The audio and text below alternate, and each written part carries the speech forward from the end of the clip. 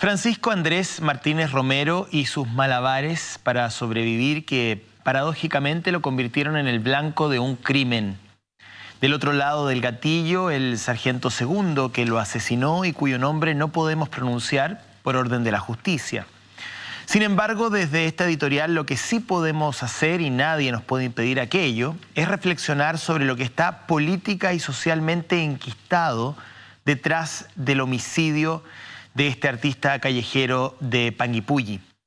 Primero, un cuerpo de carabineros que desde una óptica institucional ya no da para más. La imagen de Panguipulli representa una descomposición moral absoluta. Esto va más allá de la torpeza, de la falta de preparación o del descontrol. Toca el núcleo mismo de la misión policial y hace creer que el monopolio de la fuerza legítima en carabineros es un sinsentido o, lo que es peor, un peligro. El mundo político aparece siempre simplón y superficial, o celebra o condena. Aparecen los odios viscerales de la ultraizquierda o las felicitaciones por lo que denuncian fue legítima defensa desde la ultraderecha. Ninguno de ellos es capaz de detenerse en que es precisamente esta dicotomía lo escandaloso, cuando las fuerzas policiales se han convertido en demonios o héroes en un mismo país. Estamos frente a un problema mayúsculo. Francisco está muerto. Francisco fue asesinado por un funcionario de la policía que percutó al menos 5 tiros y uno contra su tórax con salida de proyectil. Todo ocurre en nuestro país, donde los sables del arte son vistos como armas, mientras las armas del terrorismo son bautizadas como utensilios. Aquí, donde 800 funcionarios de la Policía de Investigaciones buscan marihuana en una comunidad indígena y salen con uno de sus compañeros muertos, mientras un control de identidad tiene como castigo un disparo con salida de proyectil por la espalda en plena vía pública para un malabarista que desde hace años ofrecía su oficio en la esquina de siempre. Como siempre, también el lamento de nuestros pueblos originarios que algunos intentan criminalizar y sitiar sin asumir la responsabilidad social y política ante décadas de maltrato y despojo. Ese es el Chile donde chilenos matan chilenos, donde los malabaristas son criminales y los criminales tienen poder para alterar nuestro orden y para impedir los cambios que tantos queremos en virtud de la justicia y de la decencia. Dos conceptos que al menos para mí deberían jamás ser juegos de malabar. Francisco, descansa en paz. Junto a nuestro panel, conversamos acerca del plan de vacunación contra el COVID-19 que comenzó esta semana. Además, analizamos la grave crisis migratoria en Colchane, agudizada por 2 extranjeros que fallecieron la madrugada del miércoles. El medio digital Interferencia nos acompaña para analizar lo ocurrido en Panguipulli. Tenemos detalles inéditos sobre este hecho. Revisaremos la formalización del funcionario de carabineros acusado y examinamos el futuro de la institución. El exdiputado por la Araucanía y candidato a gobernador por la región metropolitana, Rojo Edwards, conversa con nuestro panel acerca de la crisis migratoria, la nueva constitución, las elecciones y más.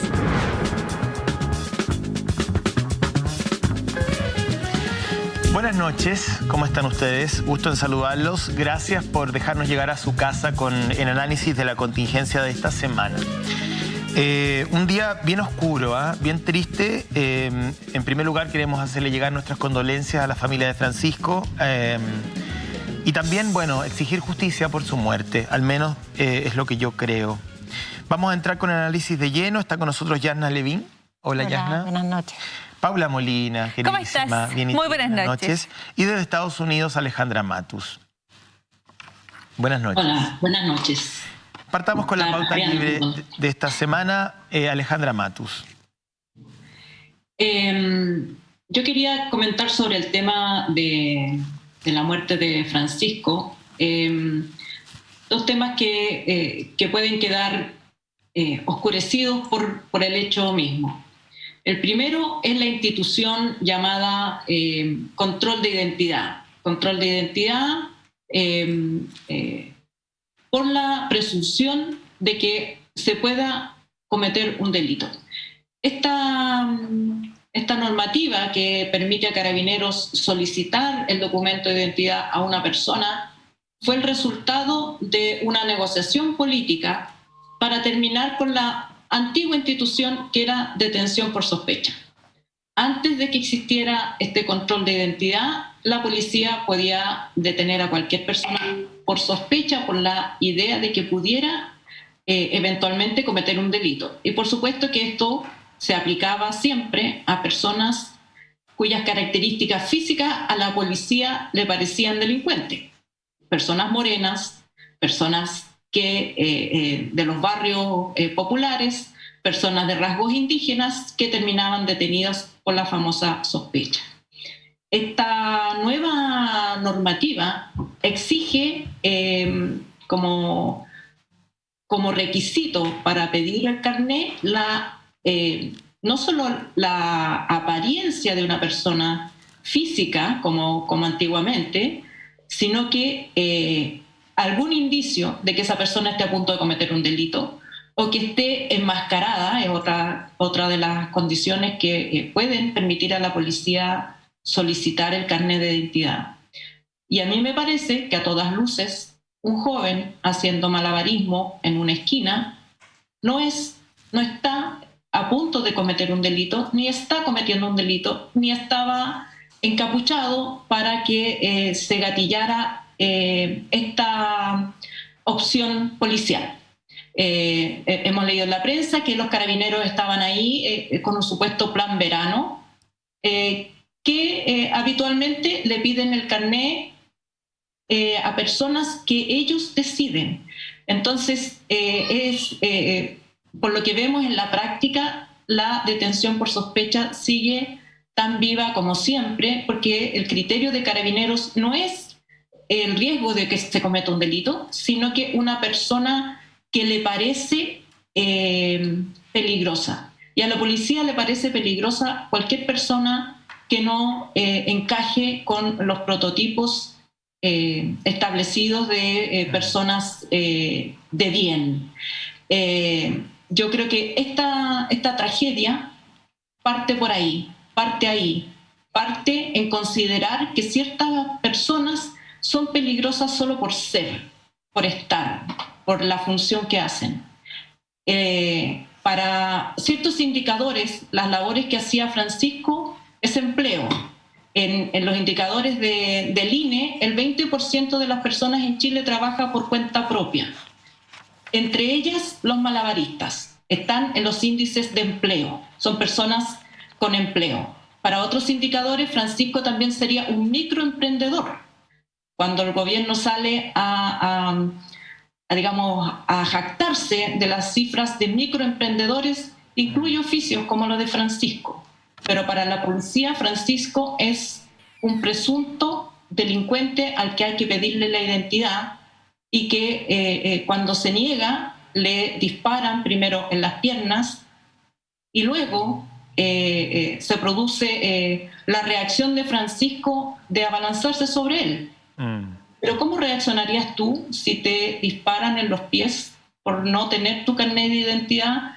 Creo que no es suficiente excusa para los disparos que hizo el policía. Lo determinará la justicia si hubo en ese preciso momento legítima defensa o no. A mí me parece que no, pero es un punto discutible.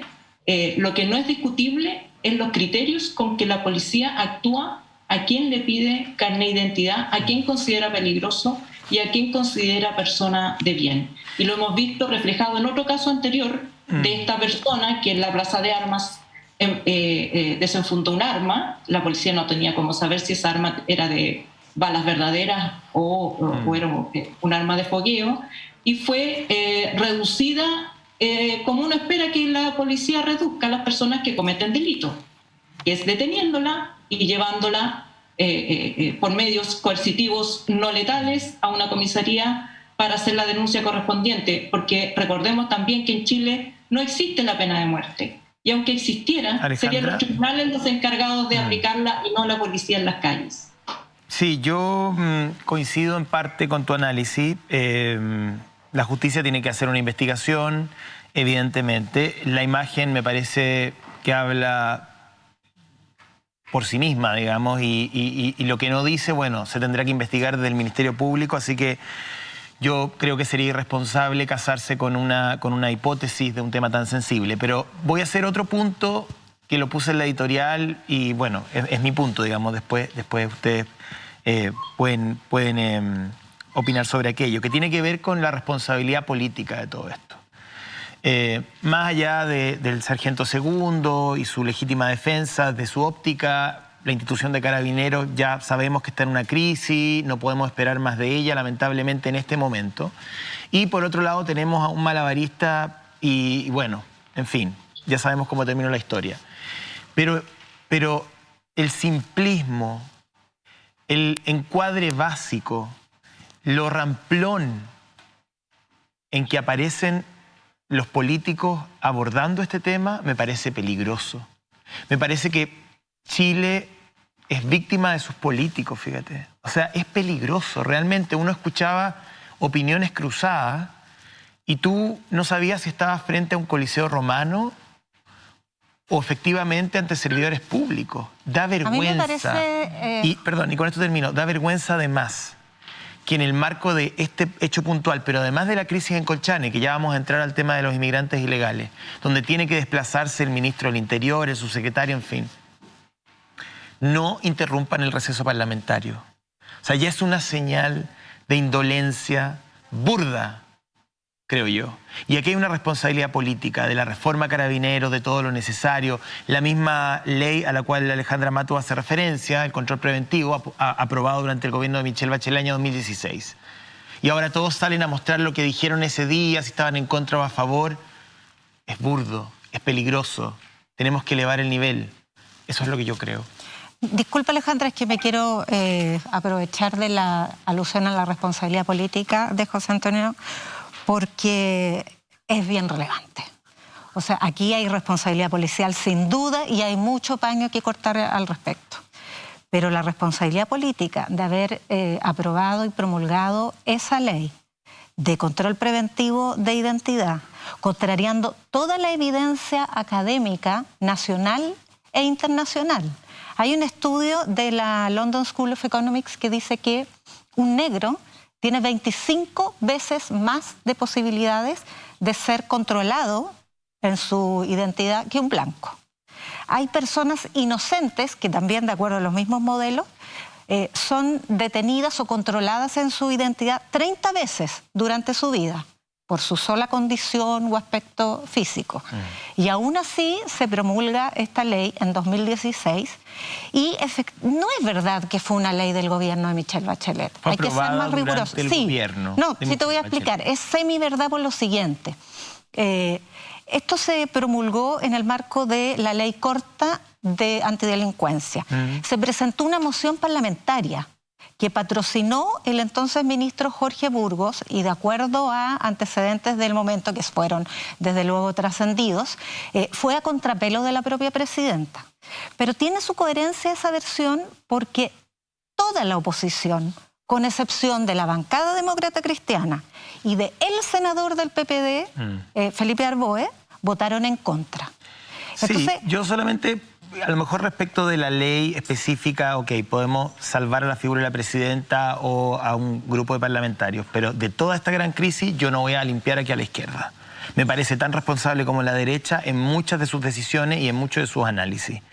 Y la presidenta Bachelet también actuó, me parece, digamos, zigzagueante frente a algunos temas que hoy día consecuencias estamos pagando todos. Entonces, desde ahí, creo yo que, no sé, es mi óptica muy personal, respeto la posición de todos, pero yo creo que la responsabilidad política de esta crisis es enorme, porque no es solamente el caso de Francisco. O sea, la descomposición de Carabineros, o sea, la figura de Bruno Villalobos es nefasta y viene desde la administración Bachelet y de ahí hacia adelante, digamos. O sea, el tema de la Araucanía, los inmigrantes ilegales, no sé, nadie cumple el test de la blancura desde mi óptica. Yo creo que tenemos tanto temor respecto al populismo hace tanto tiempo y el populismo penal está instalado hace muchos años en Chile y cada vez que buscamos una respuesta a los hechos de inseguridad, violencia, delictuales que naturalmente nos preocupan y nos asustan y nos atemorizan, hace mucho tiempo que el sistema político viene respondiendo de una manera que es casi pueril, ¿no es cierto? Donde, por ejemplo, se va adelante con el control de identidad preventivo, pese a que no hay ninguna voz experta que no haya dicho que esto iba a generar un problema. Pero yo quería hablar de de lo poco que nos duran las alegrías, de lo muy poco que nos duran las alegrías, y yo creo que el proceso de vacunación, y todos quienes conocen a alguien que se haya vacunado, todos quienes tienen un abuelo que se haya vacunado, un papá que se haya vacunado, una mamá que se haya vacunado, sabe cómo de alguna manera se volvió a respirar por un instante en hogares donde ha habido tanto dolor.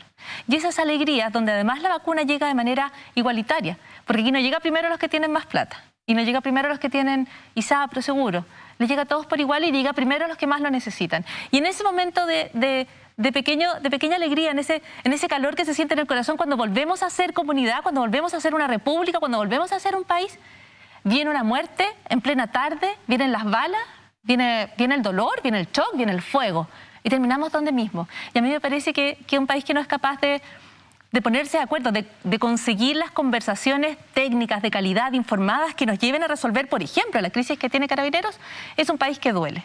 En el caso de la muerte en un control, después de un control que debería haber sido preventivo, pero que termina siendo letal, hay tanta impericia. Quienes hayan visto las imágenes en sus casas, y nosotros las hemos visto acá, pueden ver cómo se avanza con total torpeza en todo el procedimiento. Tanto desde el momento en el que se empieza a actuar, cuando se empiezan a escuchar los disparos, un carabinero que estaba acompañado por otros 2 carabineros que no sabemos dónde están, no sabemos exactamente qué están haciendo, que de alguna manera dispara mientras va corriendo en algún instante, que va hablando por la radio, que luego no son capaces de resguardar la escena del crimen, me da la impresión a mí, en medio del despelote, para decirlo en chileno, que se forma inmediatamente después, donde no hay ningún resguardo ni ninguna intención de contener el dolor que se había generado en plena tarde en medio de una localidad tan hermosa como Panguipulli. Además, en todo hay impericia, en todo hay torpeza. Y cuando muchas personas dicen, y yo creo que con a lo mejor la legítima esperanza de que la justicia actúe, porque pensamos, si esto se resuelve con el actuar de la justicia no está siendo suficiente. No es lo que dijo el informe de Derechos Humanos de esta semana, cuando el director Sergio Mico decía: si hoy tuviésemos que emitir un juicio definitivo, estaríamos más cerca de la impunidad que de la verdad y la justicia. Y un país al cual las alegrías le duran tan poco, donde la muerte está tan cerca, donde el fuego llega tan rápido y donde se está más cerca de la impunidad que de la verdad y la justicia, es un país que tiene demasiadas penas y demasiadas cuestiones por resolver. Hubiéramos querido hablar de la vacunación, que tanta alegría, como dice Paula, nos ha traído, pero está bien vinculado, fíjate. No se erradica la pandemia sin una vacuna pública, gratuita y de calidad, que se inocula de la manera tan democrática en que se ha hecho, donde todos y todas somos iguales y llegamos por orden de llegada. Esa es la prelación, el orden de llegada. Ni siquiera los más débiles primero, los más vulnerables primero. Pero es que por tramo era por orden de llegada, sin exactamente, por sin vulnerabilidad. Ninguna otra condición. Claro, nadie podía llegar y decir: tengo dinero, vacúneme. Tengo más plata que el anciano aquí, vacúneme a mí. Las puedo interrumpir brevemente, pero tenemos una cámara a esta hora en Puente Alto y en Bajo de Mena, donde se despide a Francisco. Han sido momentos de dolor y también de muchísima tensión. Ha intervenido Carabineros. Estamos en contacto a esta hora con Chenoa Clermont, periodista de Pauta Libre. Hemos intentado de alguna u otra manera conversar con la gente que ha asistido al funeral. Ha sido, digamos, entre una mezcla entre tristeza, pero también ha habido mucha tensión, ha habido presencia policial durante prácticamente toda la ceremonia de despedida. Chenoa, buenas noches, ¿nos escuchas? Hola, buenas noches, José Antonio, y a todos los que nos escuchan también en el estudio y quienes nos sintonizan a esta hora. Entendemos entendemos que, bueno, están despidiendo a Francisco, pero han sido horas bien tensas, ha habido intervención policial. Si tú nos puedes reducir lo que ha ocurrido durante la tarde. Sí, por supuesto. No sé si alcanzan a ver en las imágenes de Francisco Colina, y al fondo se ve, nosotros estamos a la entrada de la avenida Sargento Benadier y se alcanzan a ver algunas fogatas encendidas. Hace poquito vimos fuegos artificiales también. Hay muchísima gente en la calle. De hecho, ahí como pueden ver, fuegos artificiales han estado lanzando durante el tiempo que hemos estado aquí. Nosotros nos bajamos de la camioneta un rato y caminamos hacia adentro y nos dimos cuenta que tenían cerrada parte de la avenida y que había muchísima gente afuera con lienzos, todos ellos en apoyo a Francisco Martínez Romero y a su familia, también varias consignas en contra de Carabineros y evidentemente ha habido mucho movimiento por estos lados a esta hora. Hubo cortes de tránsito, se suspendieron temporalmente los buses desde el terminal Juanita, esto 5:45 de la tarde aproximadamente, y como les decía, hay muchísima gente en la calle, han habido muchas barricadas, mucho movimiento a esta hora. Sí, hubo intervención de Carabineros, entendemos, con sus vehículos, en fin, durante la tarde hay algunas secuencias de imágenes a esta hora en redes sociales. ¿Qué es lo que está ocurriendo específicamente? No sé si tú pudiste conversar con las personas que asistieron, si hubo algún tipo de desorden que justificara la intervención policial. Cuéntame un poquito. Sí, lo que pasa es que hubo mucha aglomeración de gente, digamos, en las calles, y había varias barricadas que estaban encendidas durante la tarde también, pero la verdad es que la presencia policial más que nada se debía a eso, a la aglomeración de gente. De hecho, obviamente las personas que viven por acá lo vieron como una provocación, y porque también lanzaron gases lacrimógenos, y muchos de ellos apelaban a que aquí viven familias con niños. De hecho, hemos visto muchos niños a esta hora caminando por las calles, entonces apelaban también a que había una cierta inconsciencia de parte de Carabineros, porque es un momento de mucho dolor en este lugar, y además llegan con gases lacrimógenos que de hecho todavía se sienten en el aire. Bien, nos vamos a quedar ahí durante un ratito, me imagino, tratando de conocer un poco la versión de los vecinos. Cuida, por supuesto, la integridad del equipo y muchísimas gracias. Nos queríamos contactar con la familia Francisco, entendemos que es un momento difícil, y vamos a hablar con su hermana, ella lo estaba analizando, si efectivamente quiere conversar con nosotros, bueno, ahí está nuestra cámara para que ella nos entregue su versión, es libre de hacerlo, y bueno, y conversar con el programa sería para nosotros una oportunidad de tener acceso, digamos, a parte de la biografía de Francisco y saber qué fue lo que pasó en Panguipulli desde la óptica familiar. Así que bueno, estamos ahí dispuestos. Chenoa, nos comunicamos si hay alguna novedad dentro de un ratito. Por supuesto. Muy buenas noches. Sí, Alejandra, te escucho. Sí, quiero aprovechar de retomar el tema de las responsabilidades políticas y me parece a mí súper importante lo que estaba diciendo Yasna, porque es importante los matices y la historia y el récord histórico de cómo ocurrieron las cosas, independientemente de que, por supuesto, uno puede coincidir en que la responsabilidad política ha sido de todos los gobiernos en que estas leyes existan. Creo que también es importante para dignificar el actuar de la política saber quién votó qué y quién pidió qué. Por ejemplo, en esta pasada no se pudo constituir el Congreso para debatir de manera extraordinaria tanto lo que ocurrió en Panguipulli como lo que está ocurriendo en Colchane, por oposición de las dos bancadas de gobierno. Y creo que es importante decirlo y que se sepa quién hace qué en determinado momento, lo mismo que se sepa que Arboe ha estado históricamente a favor de estas políticas más represivas que, como muestra la evidencia científica, solamente sirven para estigmatizar a ciertos grupos de la población y no ni para prevenir, ni para investigar, ni para castigar delitos como se debiera hacer. Bueno, después vinieron las declaraciones del alcalde de Panguipulli, que la verdad mejor hubiera guardado silencio, digamos, porque eso gatilla una reacción de la población y comienza la respuesta violenta con la quema del consistorial, el municipio, en fin. La verdad es que ha sido una sucesión de hechos súper desafortunados y siempre, digamos, la nota política es la que finalmente termina tirando la gota de benzina a la hoguera. Pero José Antonio, al punto que hacen Yasna y la Alejandra Matus, es muy importante que no dé lo mismo, cómo votas. Porque si tú o yo estamos en el Congreso el día de mañana, no creo en mi caso, pero si tomas una carrera política, tiene que importar cómo votas.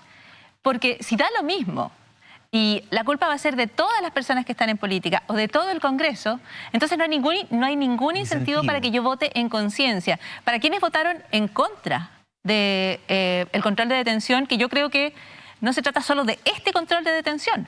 Los controles de detención son miles y a nosotros no nos han controlado nunca, o a alguien que ustedes conozcan lo ha controlado. Porque los controles no son en sectores que tienen acceso a educación, ni son en sectores donde hay mayores ingresos, ni son en sectores donde hay más recursos económicos. Es por eso donde hay menos. Por lo tanto, que indigna tanto, es solo una acotación, por eso que indigna tanto ese tuit que hoy día además explica, porque es un tuit muy antiguo de cuando se tramitó la ley del entonces intendente de Santiago, Claudio Rego, donde dice que nadie hace, nadie teme. Claro, que nadie hace, nadie teme. Porque en una pero sociedad cuando tan uno es desigual, pobre, claro, parece que sí tiene que temer, aunque no haga nada. En una sociedad tan desigual como la que hemos construido en Chile, la que yo creo todavía, y tengo firme esperanza de que podemos reconstruir y reparar, y particularmente a partir del proceso constitucional, cuando tienes una situación tan desigual, hay gente que no hace nada y tiene mucho que temer. Y, de nuevo, el tema del control de identidad preventivo tiene esta cara trágica, letal, final, definitiva, en lo de Panguipulli, en el caso Francisco. Pero se está repitiendo miles de veces en aquellos sectores donde hay menos recursos, en aquellos jóvenes que tienen menos acceso al trabajo, entre aquellos jóvenes que tienen menos acceso a la educación. Por lo tanto, es una larga injusticia que solo mostró su rostro más horrible en los disparos que se lanzan sobre la víctima. Sí, quiero recordar que tal como dice Paula, estos casos ocurren todos los años. Siempre están ocurriendo detenciones por sospecha de personas que son llevadas a la comisaría u hostigadas en la calle por nada. 8 millones de procedimientos el año pasado.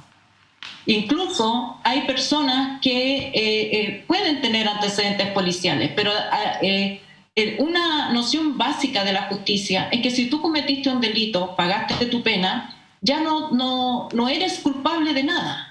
En cambio, en Chile, normalmente la vida trágica empieza con los jóvenes en el Sename, porque una vez que salen del Sename, ese joven muy probablemente va a ser controlado constantemente. Entonces, es más bien la policía no investiga los delitos, sino que busca, cuando se comete un delito, va a buscar a un culpable. ¿Y a dónde va a buscar? En los sospechosos de siempre. Eso es lo que causa tanta indignación. Y yo quiero contar el caso particular de Claudio Medel. Claudio Medel era el junior de la radio Nuevo Mundo. Él vivía en La Pincoya. Esa era la radio donde yo trabajaba en el año 88, el año del plebiscito. Y al Claudio, cada vez que venía a trabajar, lo controlaban los carabineros. Todas las veces que venía a trabajar le pedían el carnet. ¿Por qué? Lucía de La Pincoya, porque tenía el pelo liso, porque era flaco, porque era moreno, porque no parecía un oficinista. Entonces, yo me acuerdo que cuando hablaba con él, tenía ya como estaba resignado a que siempre le iban a pedir el carnet. Un cabro súper bueno, súper trabajador, pero que para el cual la sociedad lo consideraba eternamente sospechoso. Entonces, no son personas que puedan siquiera cometer un error. Porque un cabro en la Plaza San Enrique se cura, consume droga, le pega a otra persona, no le va a pasar nada. Pero si Claudio Medel se cura y le pega a alguien en una plaza, va a ir preso. Y va a estar preso harto tiempo, solamente por su apariencia y porque va quedando, ya le habían controlado la identidad, o lo acusaron de desorden, o lo acusaron de cualquier cosa. Entonces, eso es injusticia. Eso tiene que terminar en Chile, porque es los mismos procedimientos por los cuales en Estados Unidos se habla de racismo sistémico. Nuestra política es clasista sistémica. Y es triste porque los policías son todos de sectores populares. O sea, es el hijo de los sectores populares populares controlando a sus compañeros de barrio. ¿Y por qué los controla? Porque sabe cuál es el estereotipo físico, sabe qué tipo de hablar tiene que controlar. No está entrenado para fijar sitio del suceso, para recoger evidencias, en el caso de los delitos se dice es que hay muchas órdenes de detención sin cumplirse. ¿Por qué están sin cumplirse? Porque los policías no investigan dónde está la persona que tiene esa detención. Simplemente salen a pescar al arrastre y hacen estos supuestos operativos de verano donde le piden el carné a 150.000 personas y claro, resulta que 1.000 de ellas tenían orden de detención pendiente. Y además eso los distrae, disculpa Alejandra, eso los distrae de las detenciones por flagrancia, que son las más efectivas para el control del delito. Entonces cumplen la jornada con detenciones por control o con controles preventivos de identidad que permitan retener hasta 4 horas a una persona, en lugar de hacer la labor preventiva adecuada. Y a los niños. Yo hice en 2012 un reportaje de tortura policial a niños. A los niños en el caso que yo reporté, niños de 8 a 17 años que son detenidos por la policía que está afincada en cierto sector, investigaciones y carabineros, y los detienen porque el papá o la mamá es narcotraficante. Entonces lo detienen y lo llevan preso para que cuenten lo que hace el papá o la mamá, y los tienen y los torturan y les meten la cabeza al agua y los golpean o le hacen cosas que se hacen cuando la tortura está impune y ciega y le pegan en zonas que no son visibles, en fin. Y esas jóvenes nunca denuncian. No van a denunciar porque no son, están entrenados a no hablar, porque si van a denunciar, la policía después va a ir a buscar a sus padres. Tenemos que terminar con ese tipo de actuación, porque entonces tú no permites que la gente salga, que tenga esperanza, que un hijo de un narcotraficante pueda hacer otra cosa. ¿Por qué tiene que estar condenado a ser culpable y sospechoso solo por lo que hacen sus padres? Porque la clase política sí lo cree. Y tú apuntabas, José, a un aspecto re importante, y es la pero manera que sea solo la clase política, creo que también culturalmente estamos enseñados pero uno esperaría... Perdón, hay efectivamente una sospecha estructural y son los sospechosos de siempre. Yo creo que esa frase es notable y resume básicamente quiénes somos. Pero tiene que haber un grupo llamado a cambiar, a modificar la cultura, y la política tiene que ser parte de ese espacio, de ese debate público donde surjan las ideas nuevas y donde las antiguas queden sepultadas. Claro, y ese trabajo no lo están haciendo. O sea, tenemos que ir al corte, perdón. Vamos a ver vamos a ver este video de la Universidad Academia de Humanismo Cristiano y luego comentamos. Bien, a esta hora cápsula de la Universidad Academia de Humanismo Cristiano. Es una universidad que entiende y no puede existir sin una conciencia de lo público. Planteándose los grandes desafíos que tiene la sociedad chilena en la actualidad, en materia medioambiental, de pueblos indígenas, en materia de género. La academia trata de generar espacio de convivencia colectiva con una identidad, una vocación de educación pública. Universidad Academia de Humanismo Cristiano, profesionales que transforman tu mundo. Proceso de admisión 2021, acreditada y adscrita a gratuidad. Infórmate sobre sus carreras, todo el servicio académico que tiene en academia.cl. Estamos en vivo y en directo, son las 10:36, dice mi reloj. Y estamos junto, a Paula Molina, Yana Levin, Alejandra Matus, y se suma a nuestro panel el equipo de Interferencia. Hola. Muchísimas gracias por estar con nosotros. Porque ustedes conocen bien la situación de Carabineros, me imagino que tienen una mirada, un diagnóstico respecto a lo que ocurrió con Francisco, tienen también una investigación interesante respecto a la Policía de Investigaciones y el trabajo que han hecho en la Araucanía, así que para nosotros es súper valioso contar con la mirada de un medio independiente como Interferencia. Laura, me gustaría partir contigo y tu pauta libre, ¿no?, en relación al caso de Francisco. Yo creo que el caso de Francisco, además de ponernos en el debate que creo que ya es tiempo de tomarnos bien en serio como país, ya que nuestra clase política y nuestras autoridades no lo hacen, es el debate acerca de el futuro de Carabineros, ¿no? O sea, un futuro que en muchas partes de la clase política se considera como una reestructuración y se ve de manera muy simplona, y sin embargo sigue pasando el tiempo y seguimos viendo cómo casos como este siguen siendo cada vez más frecuentes. En este caso puntual, el arrebato de parte de la autoridad es evidente, es brutal y realmente nos llama a pensar hasta cuándo vamos a seguir con una institución que está tan viciada, tan corroída en sus cimientos y que a estas alturas es tan tóxica. O sea, ¿qué más tiene que pasar en este país para que nos tomemos en serio una refundación de Carabineros, no una reestructuración? Porque, como te digo, es una institución que está podrida de base, podría con respecto a los atropellos de derechos humanos, podría con respecto a la corrupción, o sea, ya nada sorprende de Carabineros, y cuando uno ve este tipo de situaciones tan violentas, tan repudiables, tan detestables, no hace más que pensar hasta cuándo como país vamos a seguir teniendo una policía que nos dé este nivel de vergüenza. Andrés Almeida también está con nosotros, editor de Interferencia.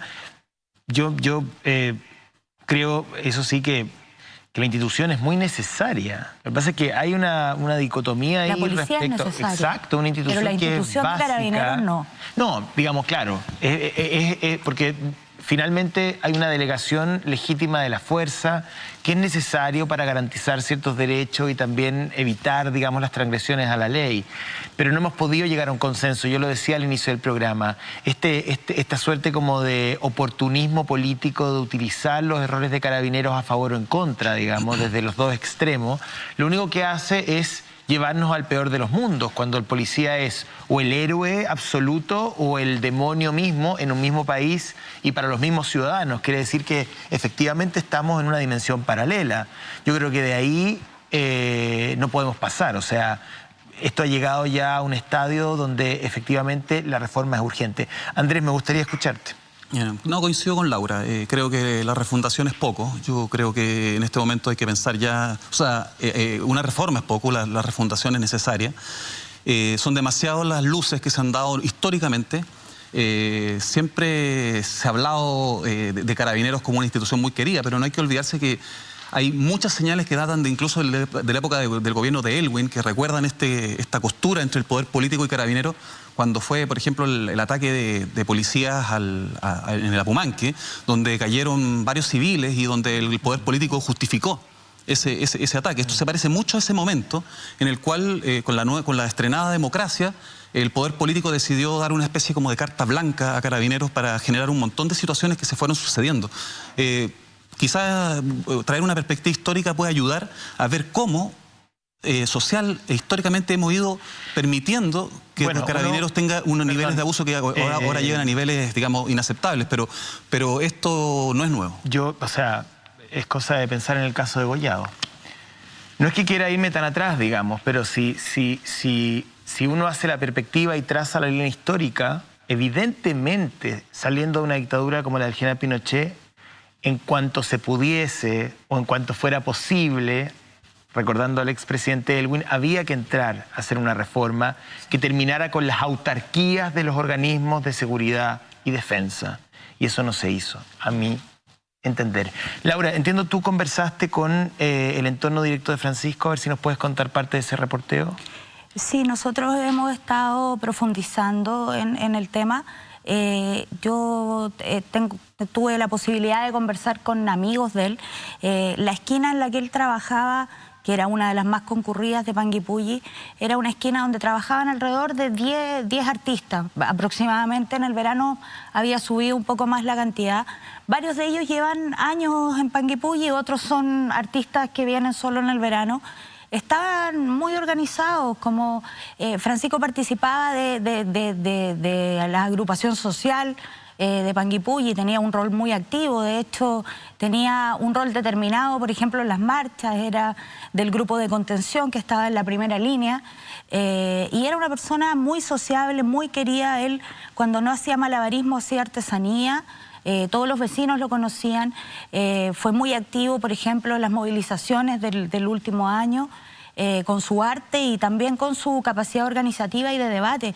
Él era una persona a la que le gustaba mucho debatir y me llamó la atención de todo este perfil tan bonito que me contaban sus conocidos, no todos amigos, algunos solo compañeros de esquina.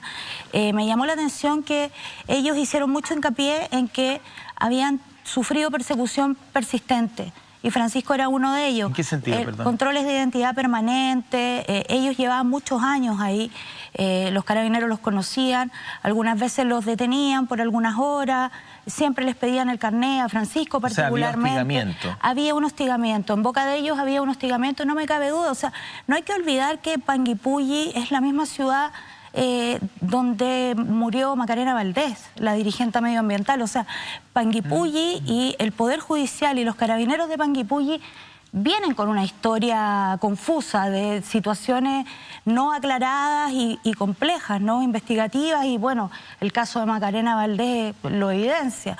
Entonces, es una policía que había estado ya muy insistentemente encima de Francisco y de sus otros compañeros. Alejandra Matus quiere intervenir desde Estados Unidos. Alejandra.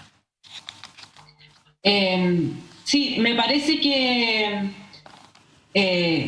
obviamente Francisco era una persona muy querida, que era una persona que si bien no era de Panguipulli, la comunidad lo quería mucho, lo conocían. Y eso remeció aún más a la sociedad por este homicidio. Sin embargo, quiero hacer el punto de que también caemos en la trampa de tratar de justificar nuestra postura sobre la base de la bondad de la víctima. Si no hubiera sido una persona como Francisco, si hubiera sido una persona que, supongamos, tenía antecedentes policiales, supongamos que era una persona que había salido de la cárcel, tampoco merece morir así, tampoco merece morir a manos de carabineros, porque para eso existen los sistemas judiciales, para eso existe un sistema, un ordenamiento que llamamos democracia. La ley del oeste, donde los sheriffs salían a matar delincuentes a diestra y siniestra, producía muchos abusos, ¿cierto? Porque el sheriff decide a ojo a quién merece morir y quién merece vivir. Eso ocurre en dictaduras, eso ocurre en países que no tienen sistemas democráticos. Y por eso es tan importante el tema de fondo.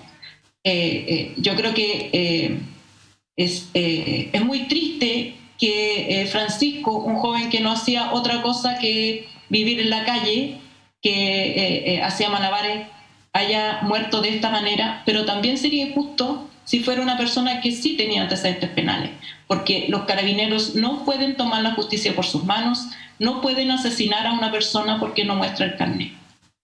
Yo estoy de acuerdo con lo que dice Alejandra, totalmente de acuerdo con eso, pero no es indistinto quién cae en esta situación, porque las casualidades dicen que no existen, ¿no? Francisco era pariente de aquel joven menor que cae del puente hacia abajo, entonces hay circunstancias que en algún momento se transforman en simbólicas. Entonces el hecho de que haya sido él y no otro ha generado un nuevo fenómeno, que es el fenómeno de un sentimiento de los chilenos de repudio y de pena y de consternación, de frustración y de rabia, que se ha expresado, digamos, lo hemos visto en distintas localidades del país, no solamente en Panguipulli. Entonces, si bien es cierto lo que tú dices, que si hubiese sido un delincuente, de todas maneras esto es un escándalo, pero el hecho de que no haya sido, sino que haya sido alguien que representa además cierta protesta social que tuviera que ver con la movilización en Panguipulli con respecto de un montón de temas, que está emparentado con lo que decía Laura con Macarena Valdés, lo hace un símbolo con mayor fuerza. Es como Catrillanca. Claro, pero lo que pasa es que sí, comparto contigo que digamos lo convierte en un símbolo, pero por la misma apreciación muchas veces han ocurrido similares abusos, pero como la noticia o la información que nos llega es que Carabineros mató a un delincuente, que es la palabra con que identificamos a las personas. Parece razonable. ahí nadie se escandaliza y puede haber sido tan injusto como en este caso, porque en ese caso normalmente no nos detenemos a averiguar qué pasó en realidad. ¿Qué pasó en realidad? Entonces, la primera actividad que se hace cuando Carabineros mata a alguien es buscarle el papel de antecedentes, como si eso justificara. Claro, y yo creo que ese es un error. Lo que pasa es que para parte importante voy a dejar solamente constancia, ¿no? En virtud, digamos, de la gente que nos está viendo y que tiene, me imagino, distintas opiniones. Y lo que dice Alejandra tiene razón. Y seamos honestos y seamos francos y no juguemos a ser los cínicos. Para parte importante o para un porcentaje, como lo quieran poner, de la sociedad chilena, cometer un delito, pareciera que quien comete un delito es razonable matarlo. Es así. Es así. Yo no estoy diciendo que estoy... No reclama. Yo estoy constatando un hecho, estoy constatando una opinión. No voy a entrar a decir qué es lo que yo opino de esa frase. Pero sí tenemos que reconocer y mirarnos a la cara entre todos que habitamos este mismo país y darnos cuenta de que hay personas que consideran razonable asesinar a una persona que ha cometido un delito o que está dispuesta a cometer un delito. ¿Y por qué estamos tan indignados ahora? ¿Y por qué estamos tan dolidos ahora? Yo no coincido en que nos alegre, a mí personalmente no me alegra y creo que a nadie en este estudio nos alegra lo que pasó y nos alegra que mueran personas. Yo creo que efectivamente en Chile tenemos un sistema carcelario que solo enseña más delito y daña a las personas a veces de manera irremediable sin darles ninguna oportunidad de recomponerse, de rehabilitarse, y creo que esa es una llaga que tenemos que resolver. Creo que la institución de Carabineros tiene problemas estructurales profundos, pero no creo que todos y cada uno de sus integrantes, mujeres y hombres, sean personas que estén corruptas.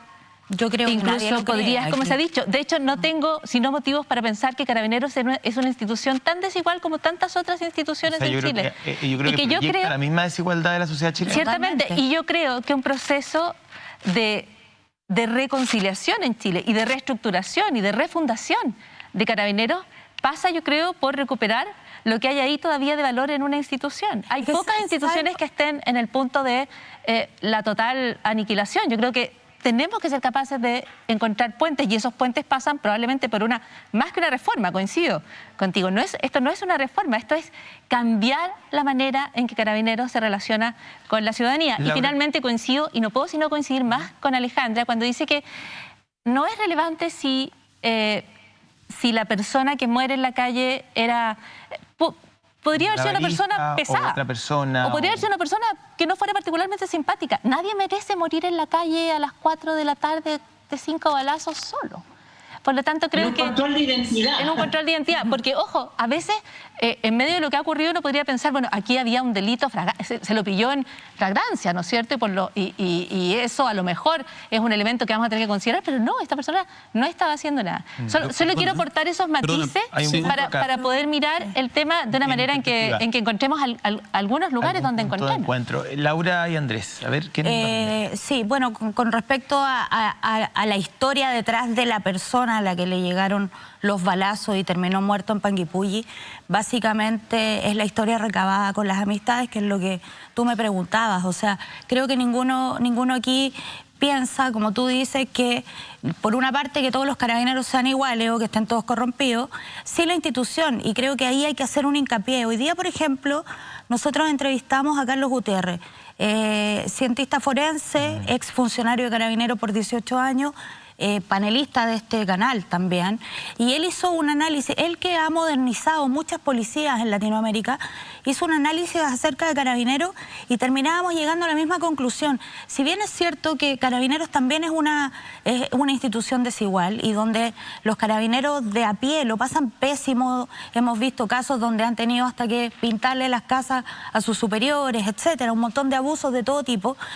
también es cierto que cuando uno tiene una institución que se va basa en la meritocracia de la hoja de vida impecable, donde si tú te llevas bien con tu jefatura, vas escalando dentro de la institución y terminas estando en el alto mando, evidentemente hay un error de pensamiento, de diseño. Claro. Entonces, cuando yo digo, para no ridiculizar tanto el término, cuando yo digo que hay que refundar Carabineros porque está podrido, porque está mal hecho, no estoy hablando del romanticismo del nombre, ni de los 100 años de historia, estoy hablando de lo que hoy día vemos, que es una institución que está podrida, independiente de que hay algunos que están sufriendo el abuso o el maltrato o la desigualdad de parte de sus superiores, como lo sufrimos mucho en el país, por algo somos el país que somos, por algo tuvimos un estallido social, igual la institución está podrida.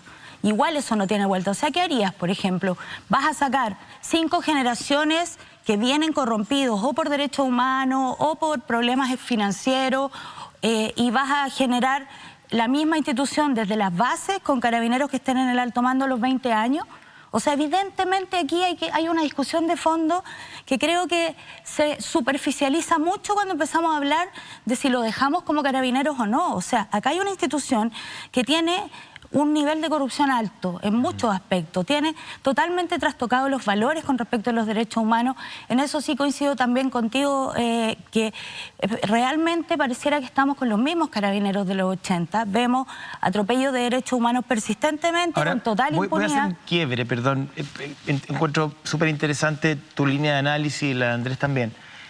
Yasna, quiero hacer un quiebre respecto a la legítima defensa, quiero ir ahí, digamos, porque efectivamente uno podría decir, ok, un nivel de análisis es el control preventivo, que termina, digamos, en esto, y todo el lastre legislativo y técnico que significa haber impulsado una normativa que está probado que no disminuye el delito, que está probado que hace unas distinciones de clase o de apariencia o de vestuario absolutamente arbitrarias. Ese es un nivel de análisis. Pero quiero ir al otro nivel de análisis, para interpretar también a quienes dicen, a ver, aquí puede haber habido legítima defensa, aquí este artista se abalanza con sus, digamos, sables, y efectivamente hay una reacción de autocuidado del carabinero, digamos, que es el otro punto. Yo no estoy casándome con ninguna de las dos hipótesis, pero también está instalado en parte de la opinión pública, yo quiero tratar de representarlos a todos, de que efectivamente aquí hubo una acción del carabinero para defenderse. Evidentemente eso es resorte del Ministerio Público y habrá un juez que finalmente lo determine, analizando toda la secuencia visual y empadronando a los testigos. Pero quiero ir a ese punto. Sí, es que la pregunta es súper razonable, porque incluso si uno ve el rostro del carabinero que hace los disparos y que asesina, porque eso hizo, de hecho la investigación está caratulada como homicidio, pero es un rostro de pánico genuino. Él estaba asustado por la situación que estaba enfrentando. O sea, perdón, estaba asustado por un muchacho malabarista que portaba elementos de utilería. Es un carabinero entrenado para distinguir una cosa de otra. Pero además, si se sentía amenazado en su vida, también está entrenado para hacer una distinción entre el mínimo y el máximo. El mínimo, que ya es bastante alto, de control de identidad, y el máximo, que es asesinarlo, dispararle a mansalva al pecho. Entre medio hay varias posibilidades. Pero tantas respuestas no letales que podría... Ese salto al crimen es lo que es muy difícil de explicar. Y entonces cuando hay putrefacción, como dice Laura, que es como bien emblemático, sí, pero hay un elemento fundacional. La Ley Orgánica de Carabineros dice que es una institución militarizada, lo dice textual, y dice que una de sus funciones es cautelar la seguridad interna, no el orden público, no la seguridad ciudadana, la seguridad interna, que es un concepto que arranca de la doctrina de seguridad nacional de la Guerra Fría. Entonces esto efectivamente está estrechamente vinculado a una cultura de autoritarismo dictatorial, con la que no se ha roto, se falta mucho. El año 98, recién el año 98 se terminó en Chile con la ley de detención por sospecha. Que es prácticamente... Y 8 años después Que prácticamente esto es como un hijo. Con otro nombre. Ahora, respecto a 8 años después, solo para terminar la idea, Paula, se repone algo prácticamente igual. ¿Te fijas? Entonces, ahora está el avance. Respecto al incidente puntual, y era una cuestión que planteaba y que me parece súper relevante, que esto está en manos del Ministerio Público, que la Fiscalía tiene que hablar, que la justicia tiene que actuar. Pero por eso a mí me parece tan preocupante el informe que entrega Sergio Mico desde el Instituto Nacional de Derechos Humanos, que hace el primer informe de seguimiento. Esto es como ya, tuvimos recomendaciones, ¿qué es lo que pasó? Y él dice, estamos cerca de la impunidad en torno a las acusaciones de violaciones a los derechos humanos, particularmente en base a los procedimientos de Carabineros, estamos más cerca de la impunidad. Entonces, esta esperanza que tenemos respecto a que nuestras conversaciones, nuestras diferencias, nuestros matices o nuestros acuerdos, qué sé yo, vayan a tener una respuesta en la justicia que va a identificar exactamente qué pasó, si existió, qué tipo de delito y cómo se va a pagar. Eso se lo estamos encargando toda la justicia. Y yo espero que la justicia escuche, porque si la justicia está actuando, como dice el Instituto Nacional de Derechos Humanos, y donde lo que hay es impunidad, entonces ahí sí que quedamos en el peor de los mundos, yo creo. O sea, Andrés. si esto no lo resuelve la justicia, quedamos en el peor de los mundos. Paula Molina, Andrés. Alejandra Marcos tenía un punto antes, sí, perdón. Alejandra. Mira, yo creo que el tema de cómo le pongamos refundación, reorganización al tema de Carabineros parte del proceso constituyente, y que es ¿para qué queremos policía? ¿Para qué sirve la policía? Creo que hay que hacerse esas preguntas básicas y fundamentales. Porque esta policía de Carabineros tiene efectivamente esta función de control de la seguridad interna. En la dictadura convirtieron a Carabineros, la dictadura le dio este estatuto, antes no existía, de Fuerza Armada. Eran las Fuerzas Armadas de orden y seguridad. Entonces estaban las 3 ramas de las Fuerzas Armadas tradicionales más Carabineros. Y en realidad nunca se ha bajado de ahí. Si bien, ahora, vamos a la responsabilidad política. La dependencia de Carabineros, que inicialmente estaba en el Ministerio de Defensa, pasaron varios añitos, pero finalmente se cambió a dependencia del Ministerio del Interior, que es donde siempre debió haber estado. Los ministros del Interior son responsables también de todo lo que hace Carabineros, de estos planes verano. ¿Dónde se diseña el plan verano? ¿Cuáles son sus propósitos? ¿Cuáles son sus lineamientos? ¿Qué es lo que tienen que hacer los Carabineros? Es algo que debiera decidir la autoridad civil, pero no lo hacen. Le dejan la pega a Carabineros y se lavan las manos después. Ese es un tema. Luego está la labor de Carabineros como auxiliar de la justicia, que es supuestamente cuando los Carabineros investigan delitos.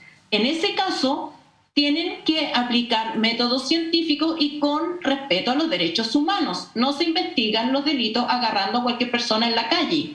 Eso no es investigación, eso es pesca de arrastre. Y por supuesto que en algún caso va a resultar que justo detuviste a alguien que estabas buscando, pero para detener a uno le atropellaste los derechos a 100. Eso no es democrático. Y hay métodos, los vemos en las series de televisión, hay métodos de investigar delitos que se hacen con respeto a los derechos humanos. Y tercero, están otras funciones que hacen los Carabineros, como resguardar labores disuasivas, resguardar partidos de fútbol, no sé, eventos masivos. Esas 3 funciones tienen que estar en una misma policía, tienen que ser una policía nacional uniformada, jerárquica, estamentada como es. Yo creo que no, porque es esa estructura la que genera los espacios para la corrupción, la estructura jerarquizada, la obediencia ciega, la militarización, la formación militar que reciben, por ejemplo, los funcionarios del GOPE, con tortura incluida, para que aprendan a soportar las torturas que después ellos van a tener que aplicar. Todo eso tiene que cambiar. Y creo que más que si mantener o no mantener a Carabineros, la pregunta es ¿qué policía queremos para un Estado verdaderamente democrático? Claro, esa es como la pregunta de fondo, Andrés. Sí, yo quería hacer un punto respecto de la putrefacción de Carabineros, que me parece que es obvio, pero creo que hay un punto que va más allá, que tiene que ver con la legitimidad de Carabineros, y esto es directamente toca con respecto del evento que sucedió el día viernes. El actuar de Carabineros hace mucho rato que empieza a rozar en lo ilegítimo. En este caso, evidentemente, un control de detención termina en alguien muerto y baleado con 5 balas. Eso es evidente que es ilegítimo. Pero más allá de eso, aparte de la ilegitimidad del control de detención, que en ninguna democracia que se precie de tal existe, tenemos una situación en la cual 4 acusaciones a Chile por violaciones de los derechos humanos, de las cuales los carabineros lo protagonizan. Entonces yo me pregunto, ¿qué es más seguro? ¿Arrancar de un control de detención para evitar ser violado arriba de una patrulla, como pasó, o ser torturado en una comisaría, o en la fuga, entre comillas, ser baleado? Entonces tú lo decías en el editorial, o sea, esto ya llega a un nivel de peligro con la ciudadanía que es demasiado grande. Hemos pesquisado también muchas cosas con respecto de la inquietud de las personas respecto de esto. Y muchas personas preocupados por su hijo adolescente, de qué hacer en un caso como este, y otras personas, por ejemplo, con espectro autista, o personas con espectro esquizofrénica, o sordos, simplemente sordos, que no escuchan las instrucciones de Carabineros. ¿Van a terminar baleados? O sea, y eso nos lleva a un punto, ¿no? Si es que no aceptamos los controles de detención, porque no aceptamos ser capturados por una policía ilegítima, entonces estamos en un escenario en el cual estamos muy cerca del caos. Y entonces el problema de la deslegitimación de Carabineros es que viene y trae el desorden. Hoy día todos los elementos de desorden en el país son causa de Carabineros. No es que Carabineros no logre evitarlo, sino que Carabineros es la causa de los desórdenes públicos. ¿En qué sentido? Por ejemplo, lo que pasó en Panguipulli. Después del asesinato... Pero ahí dejemos claro que las palabras del alcalde de delirio, digamos. Sí, pero también atropellaron la nimita del que estaban haciendo ahí mismo. Y ahí, por supuesto, hay personas que tienen que ser juzgados y encontrados, digamos, para ver el delito de incendio. Eso estoy de acuerdo. ¿Atropellaron la nimita? Sí, atropellaron la nimita. Porque, claro, cuando se nos pone el foco, o cuando el gobierno llama a poner el foco en el incendio, sí, lamentamos la muerte, pero el incendio de la municipalidad fue después del atropello de la nimita. Es que eso es re importante. Y no solo atropellaron la nimita, además gasearon el entorno de la nimita, cuando la gente espontáneamente estaba poniendo flores y velas por la muerte de Francisco. Y hoy día los ciclistas dando vueltas para hacer su protesta y desde una comisaría empiezan a lanzarle agua a los ciclistas. Agua y gases. ¿Con qué justificación Carabineros hace? Entonces hoy día tenemos una policía que está ofuscada, que está descontrolada, que estas mismas programas y esta misma opinión pública los tiene como gatos de espalda, y hoy día la policía es un peligro público y es el principal problema de desorden. Entonces, y tenemos por otro lado una clase política que pareciera que tiene el reflejo de los años 90, ¿no? de darle respaldo constantemente a Carabineros. Después del acuerdo del 25 de noviembre, en el cual se solucionó políticamente, entre comillas, ¿no? el estallido social, todo lo que vino después es una batería inmensa de legislación represiva. ¿Cuál es la señal que tú le estás dando a Carabineros con eso? Le estás diciendo, estamos respaldando todo lo que ustedes están haciendo. ¿Y qué es lo que siguieron haciendo los Carabineros? No ha habido un cambio de doctrina ninguno. Salió Rosas y siguió Yáñez, que era un amigo de Rosas, y no pasó absolutamente nada. Pero eso nos lleva directamente a la disposición política que hay. Efectivamente, yo coincido en este punto, hago una mirada, digamos, un poquito más... Trato de que sea un poco más optimista y coincido con Paula, que la institución, digamos, también hay quienes sufren dentro de la institución. Totalmente. Y sufren los mismos ecos de desigualdad y los mismos ecos de falta de organización y de falta de eficiencia y de falta de empatía que sufre el resto de los chilenos, digamos. Y la imagen que pone Alejandra Matus, donde hay un carabinero que es del mismo mundo popular, de la persona que controla, eso es así. Yo creo que hay una responsabilidad de mando que es enorme. Y hay una suerte de relación incestuosa entre la cúpula de Carabineros y el mundo político que llega efectivamente a niveles vergonzosos. Pero yo quiero también en ese sentido mandar una señal de respaldo a todos esos carabineros que día a día hacen bien su pega. Y que yo creo que son muchos, ¿me entendí? Nosotros hemos hecho bastantes reportajes apoyando a Carabineros. Los persistentes robos de la mutualidad de Carabineros los han afectado directamente en sus beneficios familiares, en los problemas que ha habido con el hospital de Carabineros. Y durante los días más persistentes del estallido recibimos muchos reclamos de Carabineros. Hicimos muchos reportajes al respecto. Carabineros que denunciaban que trabajaban turnos de más de 24 horas, que no les pagaban sus bonos, que no les pagaban sus viáticos, que no los dejaban ir al baño. O sea, evidentemente, y lo hemos graficado en Interferencia en más de un reportaje, y probablemente evidentemente en el trabajo, hay un pueblo de carabineros que con una mala conducción... carabinera. Recordemos que hay casos de acoso, de violación, de maltrato por embarazo. Y cuando ha aparecido un factor de cambio dentro de ese mundo institucional, la voz ha sido acallada por el alto mando. Y eso está también en varios reportajes y probablemente ustedes también lo han investigado. Quería invitarlo, Andrés. Pero no es solo la clase política, también en la justicia. Piensa tú que el sargento Alarcón, que asesinó a Catrillanca, es el primer policía preso por matar a un mapuche en Chile. Y contamos de a 5 de policías muertos por carabineros, sin contar en otras marchas como la Claudia López o Daniel Menco. O sea, ha habido un nivel de impunidad también muy grande. Desde la justicia y desde el mundo político. Quería revisar junto a ustedes la nueva secuencia que hay respecto a lo que ocurrió en Panguipulli. Es otra óptica. Esta debe ser una cámara de una unidad operativa, me imagino, ¿no? Estación de servicio, parece que... O desde alguna cámara de seguridad. Bueno, ahí está el carabinero Francisco. Lo hemos ensombrecido porque la imagen es bien fuerte.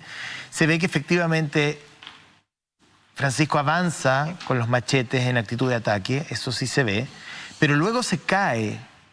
Como que efectivamente ya le habían disparado en una pierna y él se cae y al parecer recibe disparos desde 2 lugares distintos. Yo creo que la justicia, yo no quiero hacer un juicio respecto a esta secuencia, me parece que sería irresponsable, va a haber una investigación al respecto y el Ministerio Público hará su punto y finalmente la justicia irá a decidir. Pero creo que es importante al menos encontrarnos todos en el lugar de que tenemos un grave problema con un actor fundamental para nuestra democracia como es Carabinero. O sea, encontrémonos ahí, por favor. O sea, Alejandra. Sí, yo quiero que es importante que cuando uno habla de políticas públicas deje aparte un rato el tema personal. Porque si nos vamos al tema personal, todos conocemos personas buenas y en general las personas no quieren hacer el mal, son muy pocas en una sociedad los psicópatas. Los psicópatas son un porcentaje muy mínimo. Entonces, el tema institucional no tiene que ver con la bondad personal de cada quien, ni con los valores siquiera. Tiene que ver con los incentivos que da esa institución para comportarse de tal manera. Y esa es la labor de la política y de las políticas públicas. Reformar la institución para que esos incentivos no aparezcan, para que el incentivo sea investigar bien y no salir a detener gente. A la masa, digamos. Entonces, una cosa es valorar la conducta, a veces heroica, de personas que hacen el bien a pesar de estas estructuras, y otra es reconocer que hay problemas estructurales, porque si no, entonces vamos deteniendo o vamos tratando de sacar al mal elemento y dejamos la estructura intacta sin darnos cuenta que es esa estructura la que provoca precisamente las conductas que no queremos que se desaten. Hacia allá va el punto respecto a la desigualdad al interior de la institución. No tiene que ver con que hay unas personas que sean muy buenas y otras personas que sean muy malas. Tiene que ver con que allí hay una estructura organizativa en Carabineros donde están mal instalados los incentivos probablemente. Por ejemplo, el de los controles de detención, a tratar de reunir la mayor cantidad de controles, uno de los indicadores, en vez de realizar una labor de inteligencia. Pero me parece imprescindible en materia de políticas públicas observar las situaciones con sus matices, con los matices que ustedes mismos plantean en la conversación, ¿no? O sea, aquí cuando se habla de la corrupción en Carabineros, por ejemplo, cuando se habla de personas que se hacen millonarias robando, ¿no?, tomando plata de las arcas de la institución, no es cada uno de los Carabineros. O sea, yo creo, me da la impresión de que la corrupción, si bien tiene muchos problemas, y yo no dudo con que Carabineros tiene que cambiar, reformarse, refundarse, repensarse y todas las alternativas anteriores. Pero creo que tenemos que mirar la conversación y la institución con ciertos matices. En definiciones totalitarias, que a mí no me gustan porque no me gustan los totalitarismos en ningún ámbito. No creo que ni todas las personas sean buenas, ni todas las personas sean malas, ni todas las instituciones estén de punta a cabo destruidas. No, pero hay cosas prácticas. Esto requiere una intervención civil. Intervención civil. Pero esa intervención requiere un análisis que mire los matices, que mire a ver qué es lo que tenemos aquí. ¿Qué es lo que se puede mejorar? ¿Dónde están los incentivos? ¿Cuáles son los indicadores? ¿Cómo pensamos en esta institución? ¿Qué trae en su historia esta institución que hay que cambiar? ¿Con qué aspectos hay que absolutamente marcar una diferencia y con cuáles vamos a seguir para adelante? Andrés. Yo quiero un país con policías y creo que todos lo queremos. Con policías justas, con policías que nos den seguridad, con policías que no nos maltraten en casos de detenciones, independiente de lo que hayamos hecho. Por eso es tan importante. Policías con no un curso de derechos humanos, sino que el respeto a los derechos humanos forma parte de la misión de esas policías. Eso es lo que yo quiero y eso es lo que yo creo que todos... Pero no solo la policía, es la sociedad también, que no acepte la impunidad. Por supuesto. Por eso es tan relevante la legitimidad de la policía. Allí donde la policía no tiene legitimidad ni apoyo ciudadano, no es posible establecer la paz social. Además, si necesitamos orden público, nadie está en contra del orden público, pero necesitamos para ello una policía. Yo creo que nos estamos dando vuelta en círculo. Sí. Cuando la policía va a Plaza Dignidad a, entre comillas, disolver la manifestación, recibe una orden. Si tú recibes la orden de disolver la manifestación, no tienes otra alternativa que cargar con todos los elementos disuasivos que tiene la policía y que son todos malos.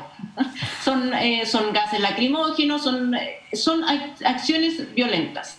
Si la orden que recibe la policía es resguardar la manifestación para actuar ante la posible comisión de delito, entonces la policía se concentra en enfocarse. Por ejemplo, alguien que está rompiendo la propiedad pública, claro, se concentra en esa persona, pero no carga contra toda la manifestación. Entonces, la policía, ¿por qué no ha sido reformada también? Porque es un instrumento muy útil para contener el descontento social y para los gobiernos mantener una estabilidad. Está todo relacionado, no se puede resolver el problema de la policía si no se resuelve el problema de las estructuras políticas en Chile. Por eso, en mi opinión, este es un tema que tiene que ver con lo constitucional. Podemos diseñar una policía de lujo en papel, pero no va a funcionar porque el orden político le va a dar otra orientación. Andrés. Sí, yo quería retomar algo sobre la legítima defensa, que yo creo que ese argumento no corresponde, lo quiero explicar por lo menos en lo que nosotros hemos ido discutiendo con distintos abogados y todo eso. Para que haya legítima defensa no tiene que haber provocación. Y lo que aquí hubo, y se ve en el video, en el primero de los videos, se ve cómo se ataca o se hostiga a este joven. La investigación después va a ir avanzando, no vamos a saber si es que el policía Juan González Iturriaga conocía o no conocía a la víctima. Panguipulli es una pequeña ciudad, es conocido, no hay razón para hacerle un control de identidad, lo conocen. Partamos de este supuesto que la justicia tendrá que ver. En el momento en que a él le hacen ese control de detención, siendo quien es, participando de las marchas, de la actividad y todo eso, él se siente agredido y sucede en el momento que los tipos sacan el arma. No hay elementos disuasivos como luma, no hay elementos disuasivos como gases pimienta, qué sé yo. Hay una serie de elementos previos a esto. Si no, para eso mejor tengamos los militares en la calle si se trata de sacar a la primera una pistola. Entonces, hay un momento en que se provoca la situación. Y esto es como lo decía uno de los abogados que conversamos, ¿no? con Rodrigo Medina.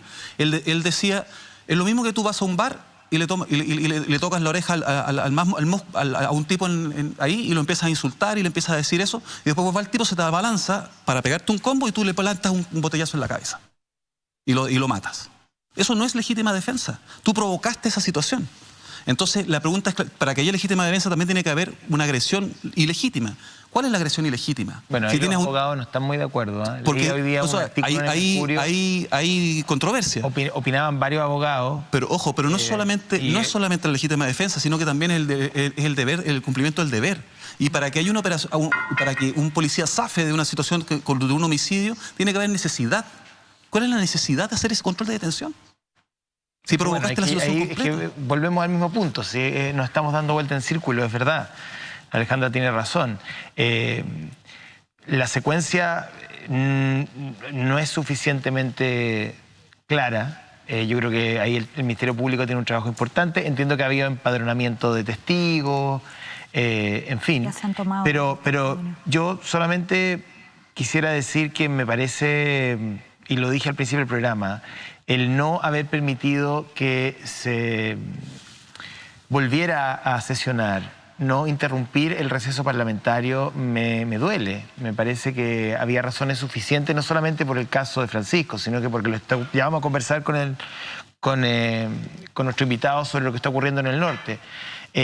¿Habría sido un gesto mayor a la altura de lo que ocurrió? A la altura de la muerte, a la altura de la investigación necesaria, a la altura de lo que apunta en términos de falta de legitimidad de Carabineros, lo que apunta en la impericia, por lo menos en el actuar, pero también yo creo en relación a lo que pasa después. Y me gustaría que nos contaran más respecto a lo que pudieron reportear en torno a qué ocurre después. En CIPER hay un minuto a minuto y una reconstrucción de lo que ocurre y da la impresión de que la torpeza frente a los hechos, la torpeza quiero decir, la muerte no es una torpeza, la muerte es una cuestión definitiva. Me refiero a que luego tampoco se logra resguardar la zona para poder investigar qué pasó.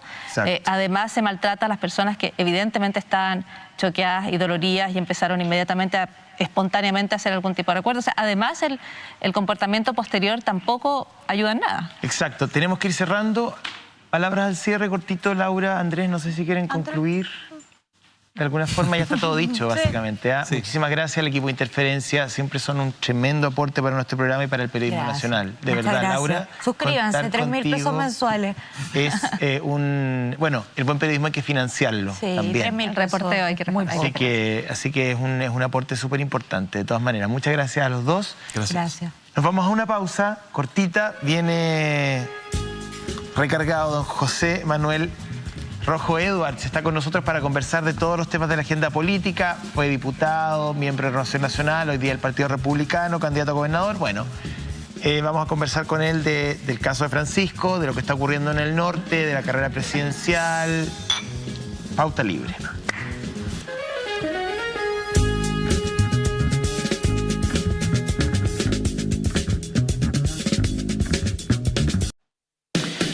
Incorpórate a las nuevas formas de aprender a distancia y presencial en el CFT Teodoro Bickel de la Universidad de la Frontera. Estudia una de las 12 carreras técnicas de nivel superior en la sede de Temuco y Angol y ahora la carrera 100% online de técnico de nivel superior en gestión municipal desde su campus virtual.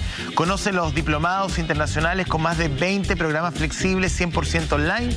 Infórmate ahora en www.twk.cl y accede sin prueba de transición universitaria a las carreras técnicas y diplomados flexibles. CFT Teodoro Bickel de la Universidad de la Frontera te invita a aportar en el desarrollo local, nacional e internacional. Hacemos pauta libre con Paula Molina, Alejandra Matus, Yana Levín y nuestro invitado de hoy, don Rojo Edwards. ¿Qué tal? ¿Cómo le va? Saludo a distancia porque estamos en pandemia. Muy bien. Sí. Bueno, hicimos un primer bloque bien consistente respecto al caso de Francisco. ¿Cuál es la mirada que ustedes tienen en Republicanos? Me imagino que tienen una perspectiva. Don José Antonio Kast estuvo tuiteando persistentemente el fin de semana, casándose con la tesis de la legítima defensa. En fin, yo creo que hay un aspecto, digamos, que vale la pena como revisar. Bueno, José Antonio, muchas gracias por la invitación y Paula, Yasna, gusto de estar con ustedes y también con Alejandra, que también la conozco, así que aprovecho a saludarla. Nosotros tenemos una visión completamente distinta de lo que se estaba discutiendo en el panel. Nosotros creemos que a Carabineros hay que apoyarlo y apoyarlos políticamente y con fuerza para que puedan acometer lo que les pedimos que hagan, que es entregarnos seguridad. Lo que hemos visto durante el último tiempo, a nuestro juicio, especialmente de parte del Instituto Nacional de Derechos Humanos, es una verdadera persecución en contra de personas que están empezando su carrera, porque generalmente son carabineros jóvenes a quienes se les acusa de violaciones de derechos humanos al más mínimo error. Perdón, y Carabineros sabe... ¿Cómo se los persigue desde el Instituto Nacional de Derechos Humanos? Porque lo que hace el Instituto Nacional de Derechos Humanos es reunir antecedentes y se van a la justicia.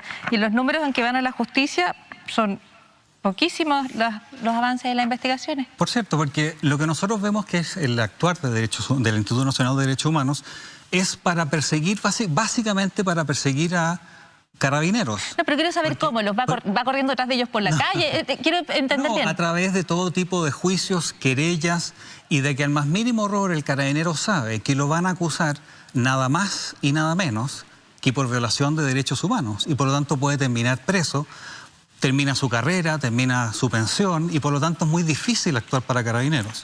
Rojo, usted se ha referido al Instituto de Derechos Humanos como una manga de activistas de izquierda. Eso lo dijo usted. Yo lo que dije es que estaba centrado en la persecución a carabineros. No, yo se lo escuché en una entrevista. Bueno, no lo he dicho acá. Pero lo que le quiero preguntar no es eso, sino que usted sabe que son consejeros del Instituto de Derechos Humanos, Carlos Frontaura, que es decano de Derecho de la Católica y es UDI, Sebastián Donoso, que es de la Fundación Jaime Guzmán, él es investigador, Cristian Pertusés, que es militante de Renovación Nacional. Entonces, ¿dónde están los activistas de izquierda? Ellos concurrieron a votar a Sergio Mico como director. Mire, lo que importa acá es que si vamos a tener un Instituto Nacional de Derechos Humanos, es que defienda los derechos humanos de todos los chilenos. Y para eso, si el instituto solamente lo que hace es coartar la posibilidad de carabineros de actuar, llevándolo a la justicia, acusándolo de cosas que pueden terminar con la destrucción de su carrera, que a sus hijos le hagan bullying en el colegio, cosas que realmente les pueden quitar o darles una situación muy compleja, a nosotros no nos parece el actuar en el Instituto Nacional de Derechos Humanos. Yo fui diputado de la región de la Araucanía. No me acuerdo ni una vez que el Instituto Nacional de Derechos Humanos haya ido a apoyar a las víctimas del terrorismo en la Araucanía. Y eso es algo que ustedes lo pueden ver, porque la definición inicial del Instituto Nacional de Derechos Humanos es que solamente busca la violación de derechos humanos cometida por el Estado. Es que esa y de es esa manera, esa es la definición que usted puede apoyar, Yasna. Pero no es la que nosotros apoyamos. Nosotros creemos que los derechos humanos son de todos. Es la definición del derecho internacional, no es una opinión personal. Bueno, pero es eso, está bien. Pero nosotros creemos que los derechos humanos son de todos. Entonces, si vamos a tener un Instituto Nacional de Derechos Humanos, yo espero que defienda los derechos humanos de las víctimas del terrorismo de la Araucanía, de los derechos humanos de las víctimas de las bandas de narcotraficantes en cuántos barrios de Chile que están dominados por crimen organizado.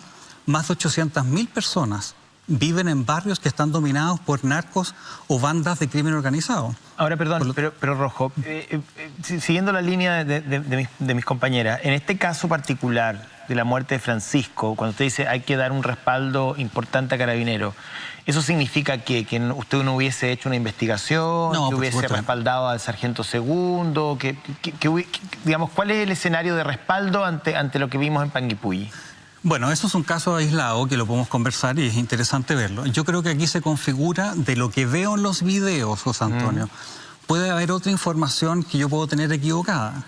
Nosotros entendemos, por lo menos yo entiendo, que se hizo este control a este malabarista por cuanto estaba cortando el tránsito y estaba actuando de manera agresiva con estos machetes para pedirle a la gente que le donara.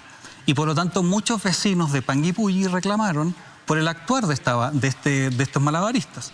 Se hace el control de detención y lo que yo veo es una persona que va con dos machetes de 60 centímetros de longitud a atacar a Carabineros.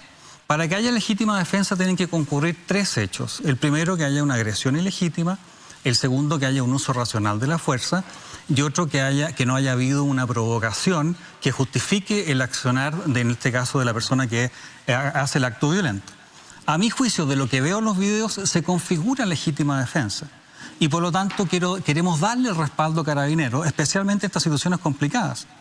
Y por lo tanto ustedes podrán tener una apreciación distinta, pero a nuestro juicio se configura legítima defensa y por eso es que nosotros hemos salido a defender la institución, porque entendemos que con el problema que tenemos de seguridad, si no tiene apoyo político, ¿cómo vamos a salir de la emergencia y la pandemia de inseguridad que viven cuántas personas en Chile y en particular en Santiago? Rojo, tú dices que Carabineros, hay que apoyar a Carabineros para que hagan lo que les pedimos, que es que nos den seguridad, dices tú. ¿En qué consiste para ti la seguridad que se le pide a Carabineros? A ver, es como una pregunta demasiado amplia, podría quizás un poco... pero vivir tranquilo, vivir en paz. Vivir tranquilo, vivir en paz, poder salir a la calle sin tener miedo a ser asaltado, poder vivir en todas las comunas de Santiago sin tener que pasar por un tipo que tiene una pistola en la entrada de la población o el lugar en que tú vives, poder vivir en Quidico tranquilamente, en Coyipulli, en Temuco, en La Pintana, en Vitacura, en todas partes. Vivir tranquilo, y esa es una tarea. Que tú estás describiendo es lo que quieren, por ejemplo, los pobladores de Panguipulli, que puede haber un joven que probablemente no porque lo decidió así, sino que por la fortuna que tuvo en la vida, vive en la calle y hace malabarismo para vivir, pide monedas, todo el mundo lo conoce. ¿Por qué tiene que terminar muerto en un control de identidad? Para él la policía es un peligro.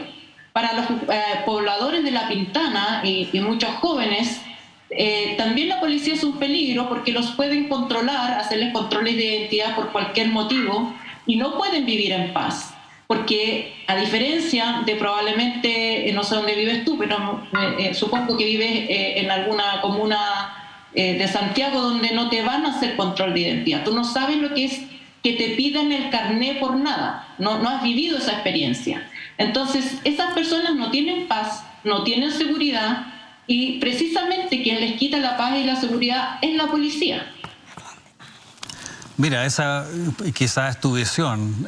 Nosotros creemos que Carabineros tiene una misión, le entregamos el poder de entregarnos tranquilidad y queremos que la pueda acometer, y para acometerla necesita apoyo. Respecto al control preventivo de identidad, en lo personal estoy absolutamente a favor de ese control preventivo de identidad, porque como bien decían incluso personas de izquierda, quien nada hace, nada teme. Efectivamente puede ser una inconveniencia, pero quien nada hace, nada teme. Entonces tiene que ser capaz de mostrar su identidad.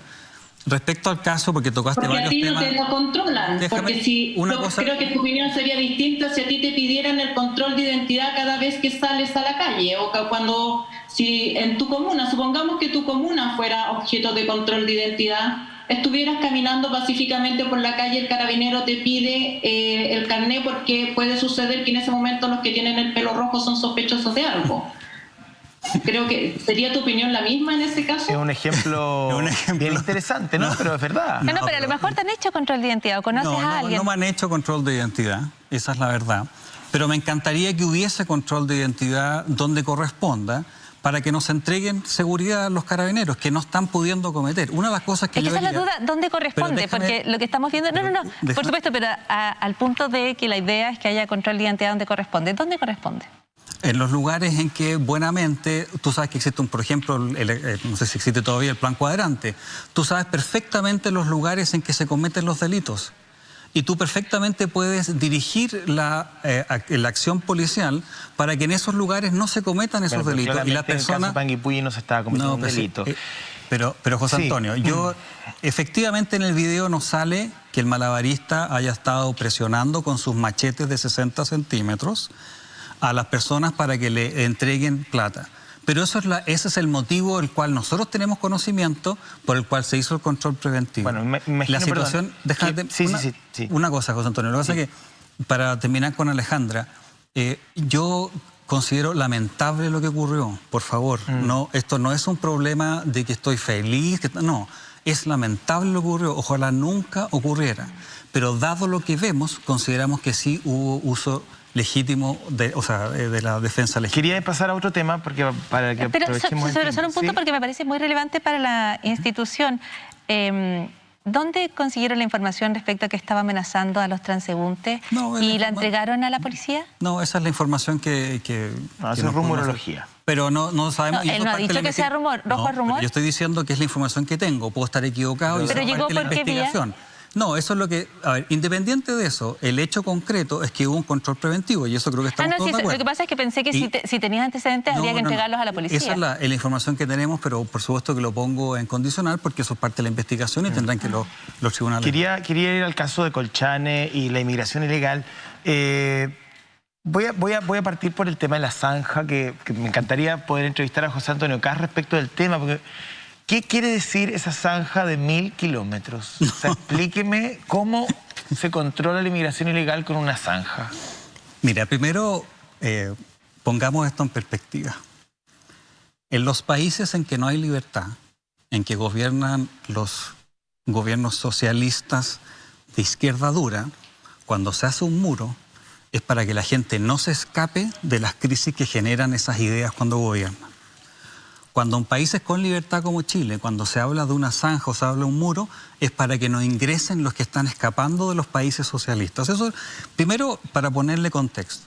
Lo segundo, los que están ingresando a Chile son personas que escapan de una dictadura, que es la dictadura venezolana, que es apoyada por gran parte de la izquierda de Chile, en sus políticas y políticamente con apoyo explícito de parte de muchos dirigentes. Los venezolanos están viviendo una crisis humanitaria tremenda. Respecto de la zanja, José Antonio. Es que sí, mi pregunta es más simple.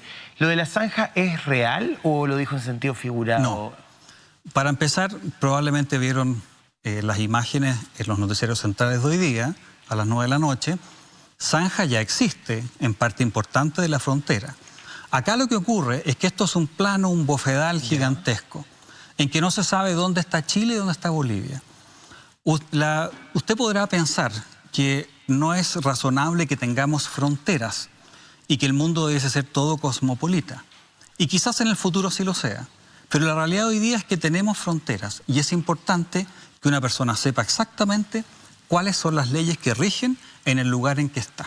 Y la zanja es una delimitación y no se plantea una zanja de 1000 kilómetros. Es simplemente una zanja en que delimite para claridad de que la persona tiene que pasar por el control fronterizo que corresponde. Pero eso hay que dejarlo bastante. Sí, Alejandra. Estoy un poco confundida. Estás diciendo, y comparto contigo, que en Venezuela hay una crisis política, económica y social que hace que las personas huyan de un país probablemente en el cual quisieran vivir si no estuvieran viviendo esa crisis. Salen en busca de un mejor destino. El presidente Piñera los invitó no hace mucho tiempo a venir a Chile. Los venezolanos llegan a Chile por Colchane y el gobierno de Chile no les permite avanzar. No hay un plan de acogida para resolver la crisis humanitaria y entonces están colapsando la ciudad de Colchane. Esos inmigrantes desesperados, probablemente hambrientos, con frío, se meten a las casas de los habitantes que tampoco están en condiciones de recibirlo. No hay alcantarillado en Colchane, hay apenas un consultorio y no pueden atender, atendían a 30 personas, ahora están atendiendo a 260 personas. ¿Dónde está el espíritu humanitario del gobierno de Sebastián Piñera respecto de estos venezolanos que vienen huyendo de un régimen que sienten que los oprime o vienen huyendo porque no tienen que comer, no tienen dónde vivir? Yo estoy de acuerdo con la mayoría de la intervención que hace Alejandra. Es una catástrofe humanitaria. Y no solamente eso, la crisis humanitaria que ha generado el socialismo del siglo XXI y quienes lo apoyan desde países como Chile, es la peor crisis humanitaria que ha tenido la Sudamérica republicana. 8 millones de personas 8 millones, migrando. No sé cuántos sean, pero son millones de personas. Sí. 8 millones es todo el sur de Chile, desde Rancagua al sur, que se vayan todos. Esa es la magnitud de esto. Entonces pongamos las cosas en perspectiva. Está recibiendo a 8 millones, está recibiendo a miles de personas. Creo que son 3.000 los que están en Colchane o por ahí. El gobierno que los invitó a venir, ¿qué plan ha hecho para recibir a esos inmigrantes? ¿O cómo va porque usted está proponiendo una zanja, también se manifestó que van a enviar militares. Parece que la política humanitaria del gobierno es hacer que esa gente se muera de frío en el antiplano o se devuelva a pie a Venezuela. ¿Cuál es la política para acoger a estos venezolanos que vienen escapando, tal como usted dice, de una crisis política? Mira, yo estoy de acuerdo con eso, José Antonio. Esto es una crisis humanitaria Y Chile no puede darse el lujo o no puede permitir que hayan personas que mueran de frío y personas que vienen escapando de un régimen que los tiene en esa situación. Yo en eso estoy completamente de acuerdo. Pero lo que de ahí a decir vamos a tener fronteras abiertas no es lo mismo, Alejandra. Porque claro, desde la posición de la élite... Pero habrá una política de asilo político, habrá una política, algo tienen que hacer, ¿no? Porque ya, pero difícilmente me puede pedir a mí... Una zanja y militares nos parece una política de acogida.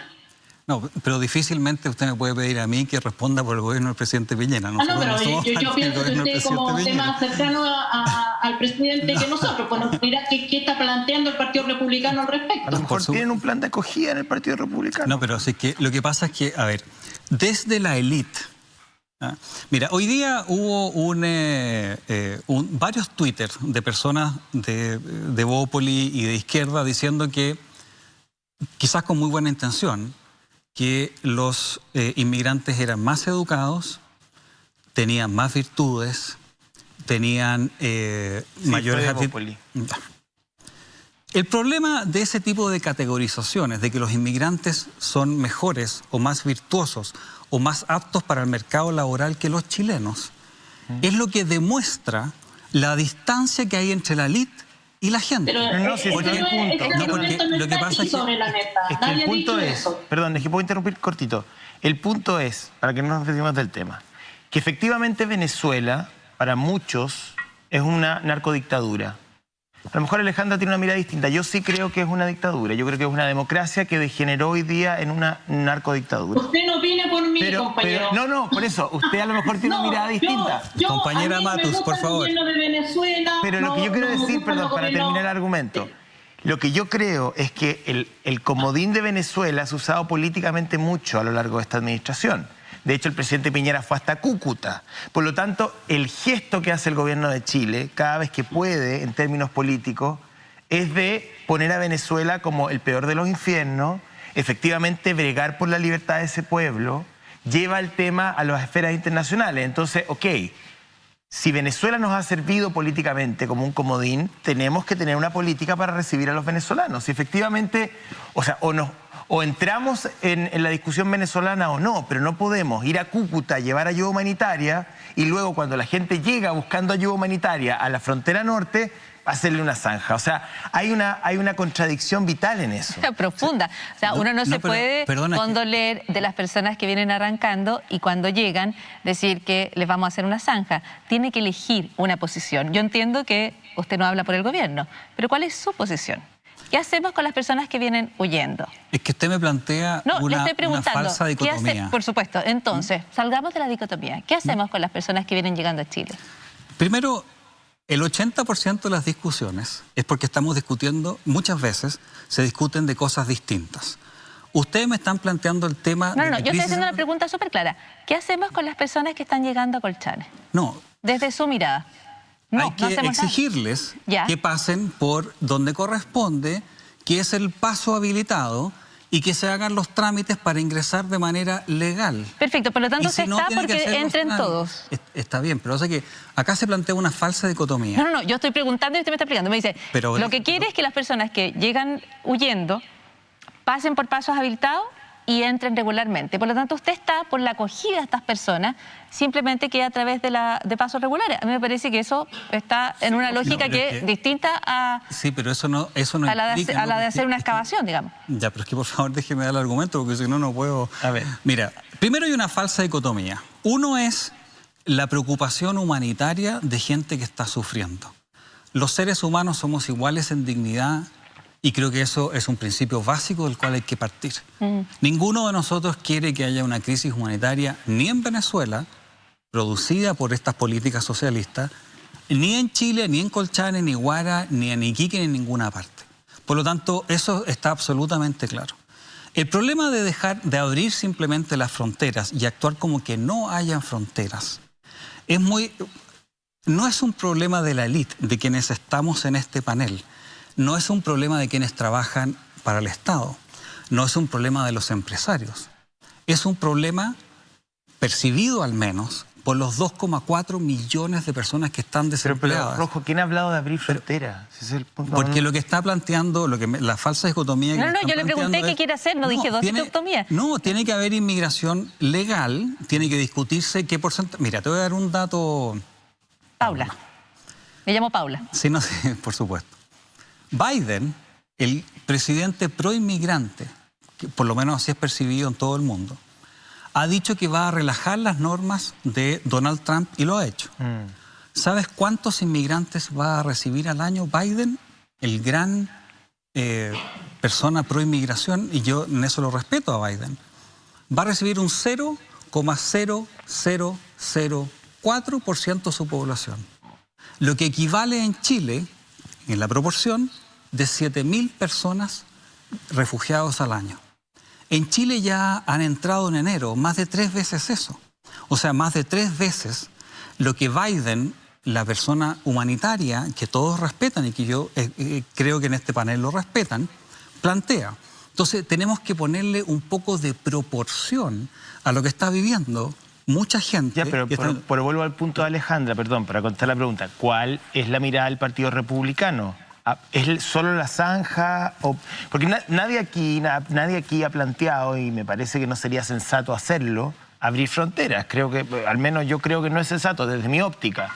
Pero sí creo que hay una crisis humanitaria que tiene una razón política a nivel continental y que ha faltado articulación diplomática para, por ejemplo, pedir refuerzos y orientación a la Agencia de Refugiados ACNUR. Formar campos de refugiados en la frontera entre Perú y Chile, entre Bolivia y Chile, porque efectivamente tú tienes una población flotante que no salió solamente porque está buscando un mejor puesto de trabajo, salió de ahí porque los persigue el SEBIN, porque la policía bolivariana los quiere torturar, porque hurgan en la basura buscando comida. Esas son las razones por qué esa gente ha salido, digamos. Y bueno, han entrado a Chile porque también había una promesa, había un discurso de invitación a la libertad que el propio presidente Piñera reforzó durante la primera parte de su gobierno pre-18 de octubre, cuando estaba enfocado en convertirse en un líder regional. Entonces, la pregunta es la siguiente: ¿cuál, desde la óptica de los republicanos, debería ser la política? Porque la que tenemos ahora no funciona. O sea como sea, no funciona. O sea, lo que vimos esta semana de inmigrantes ilegales ingresando a las viviendas de los Aymara, sacándolos, robándoles sus cosas, protagonizando situaciones que son social, salubremente muy peligrosas, a mí me causa realmente rechazo y uno busca una solución. Pero lo que hay hoy día, con una ley de migración que no sale del TC todavía y con el refuerzo que hay de carabineros, detectives y la presencia militar que recién acaban de cambiar el decreto, claramente no es suficiente. Entonces, ¿cuál es la propuesta que ustedes tienen? Por cierto, el buenismo en esto no funciona. Eso de decir que pueden venir todos a Chile y pasarlos a todos para que se queden en los lugares que quieran, eso no va a funcionar en ninguna parte. Y por eso vuelvo a hacer mención, es quien, independiente de que sí tenemos que tratarlos humanamente, porque no puede haber una crisis humanitaria, en esto quiero ser súper enfático, ¿eh? La gente está sufriendo y nosotros tenemos que darle cabida a ese sufrimiento.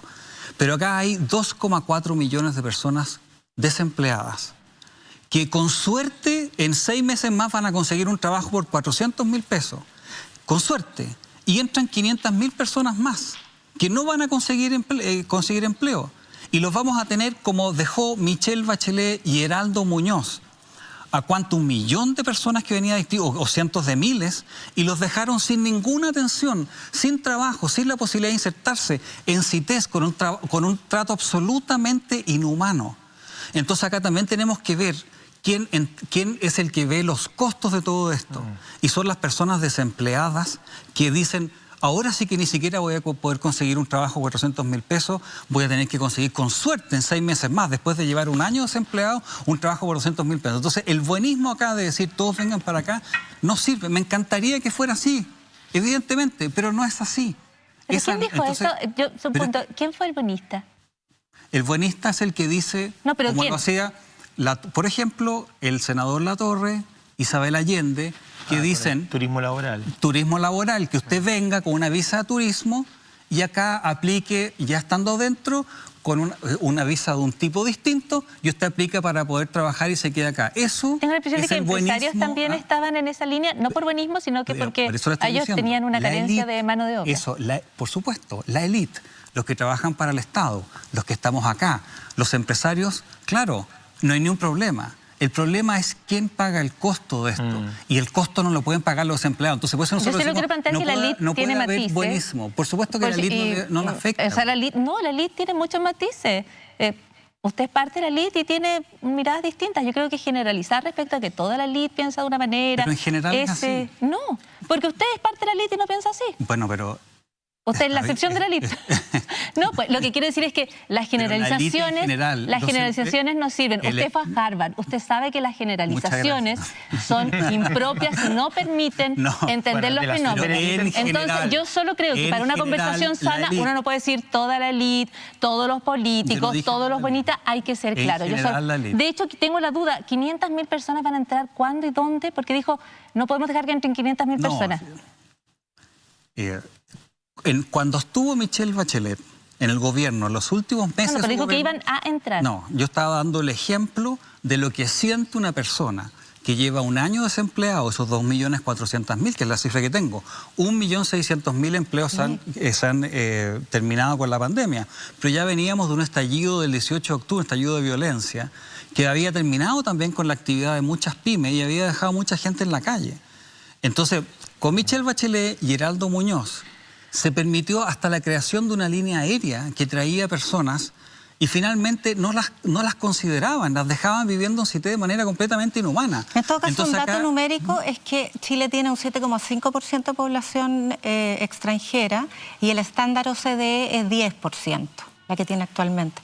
Pero y por eso es muy importante, perdona Yasna, por eso es muy importante que hayan acuerdos en temas de inmigración lo antes posible. Y hay que firmar el Tratado Marrakech para eso. El acuerdo que sea, porque en la medida que van aumentando, obviamente, la cantidad de inmigrantes para un país que ya no está creciendo, no está generando empleo, es evidente que se puede empezar a generar lo que algunos van a llamar xenofobia. Pero lo que están diciendo en realidad están culpando a chilenos que están sufriendo de no querer que venga más gente por el sufrimiento que ellos tienen porque la clase política no es capaz de darle una vida mejor, un trabajo y una forma de satisfacer sus necesidades en consultorio, en educación, etcétera, de mejor manera. Lo quiero llevar a otro tema, Rojo Edwards. Y ustedes estaban muy ofendidos con Mario Desbordes porque dijo que destilaban odio todo el día. Y les pareció muy ofensivo eso. Yo le quiero leer 3 tuits suyos para que me diga si esa ofensa es pertinente. Habla de los monos del apruebo. Respecto de un video de una mujer mapuche, dice: escuchen la sarta de tonteras que habla en el video, igual que los discursos de Black Lives Matter o la Camila Vallejos. Lavín, Matei y Longueira son la bancada del ornitorrinco, tan antiguos como parchados. ¿No es odio? No, no es odio. Usted claramente está tomando algunas cosas, no está contando qué es la imagen que está... Por supuesto son tweets hace mucho tiempo, así que estoy tratando de acordarme en la investigación que usted hizo de todos mis tweets en el pasado. Efectivamente, Lavín y Matei con menos, pero Lavín ha transitado por todo el espectro político y hoy día se declara socialdemócrata. El socialdemócrata puede tener alguna relación con la centroderecha en algunas políticas, pero el fin último del socialdemócrata es el socialismo, es una vertiente que viene de un Estado gigantesco, incluso del comunismo. Pero por lo tanto, cuando Lavín, Noruega, pues son países socialdemócratas. Y usted dijo que eso no es compatible con un Estado de derecho, la socialdemocracia está en contra del Estado de derecho. No, yo no he dicho eso, he dicho que la socialdemocracia todo lo que le estoy citando está escrito y publicado. Es difícil que una persona como Lavín, que ha estado en todo el espectro político, nos represente con tranquilidad, porque simplemente ha ido cambiando sus posturas en el tiempo. Usted puede pensar distinto a mí, pero eso es lo que nosotros sentimos respecto a la defensa de la libertad, a la defensa del Estado de Derecho y a la defensa de la familia, que son los 3 pilares fundamentales que defendemos los republicanos. Y son las corrientes o las vertientes que generan mayorías cuando las derechas y llegan al poder y ganan las elecciones. ¿Qué es lo que ocurrió con Sebastián Piñera hace un par de años atrás? Se unieron los conservadores que básicamente se encargan o quieren defender la familia, quieren defender la vida del que está por nacer, los republicanos, el orden. Silavín, este travesti político que usted describe, ¿por qué llegaron a un acuerdo con el resto de la derecha por una lista única para constituyentes? ¿Por qué no llevaron dos listas separadas? Porque hay muchos y principios... Que cierran una lista y después aparecen por los diarios tirándose odio, diciéndose que se odian, como bueno, pónganse de acuerdo, ¿son amigos o son enemigos? Sí.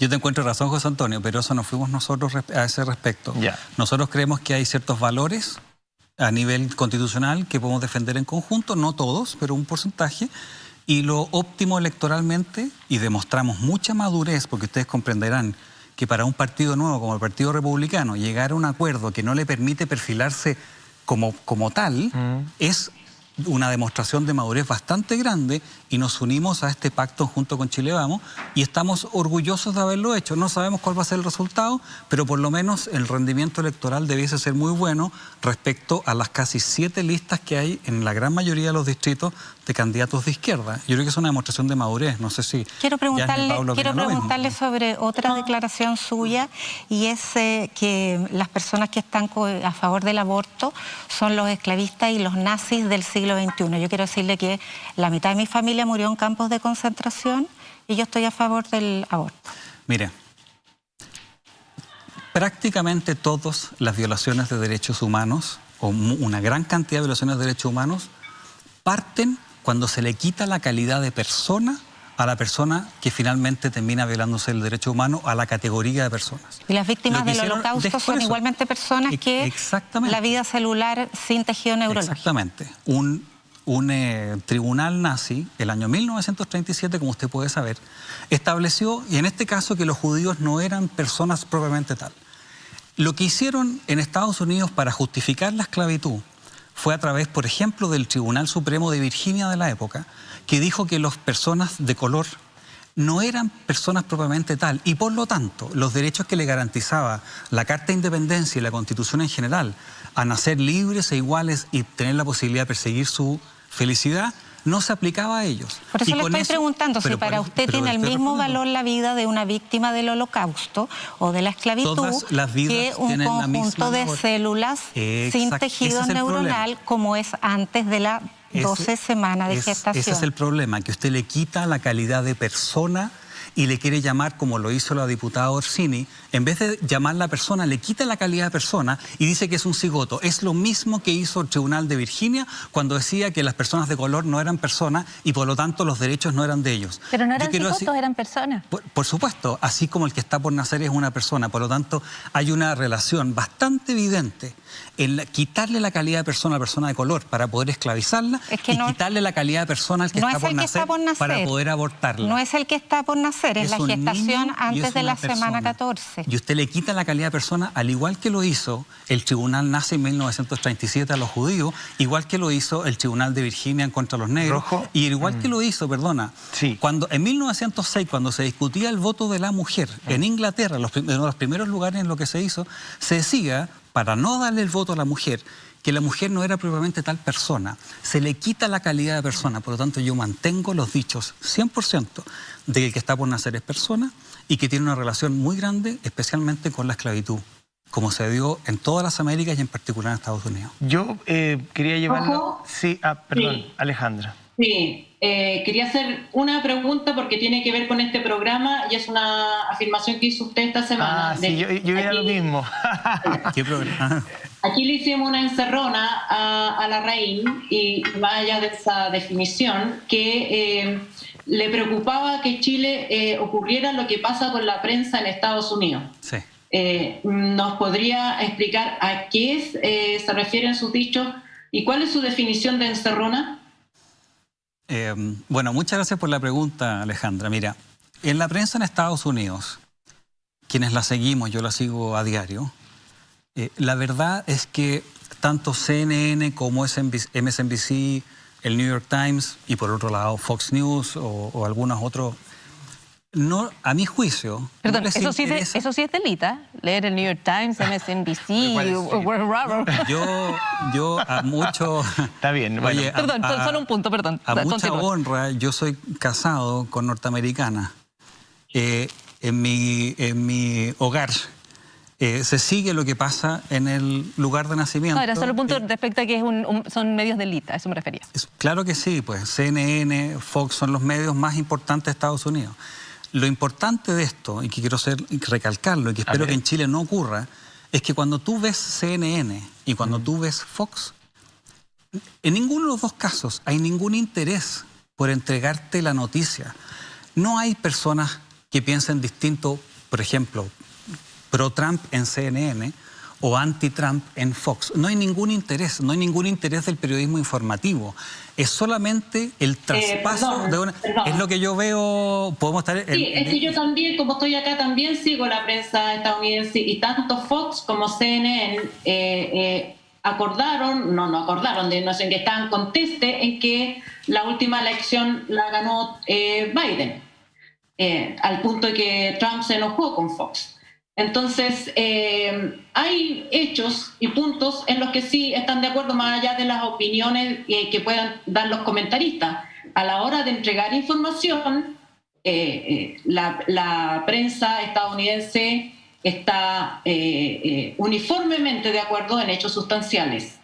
¿Qué es lo que y en Chile, en cambio, no sé, el Mercurio, yo me imagino que usted también lee el Mercurio, publicó noticias falsas durante toda la dictadura. No veo que le haya causado muchas preocupaciones.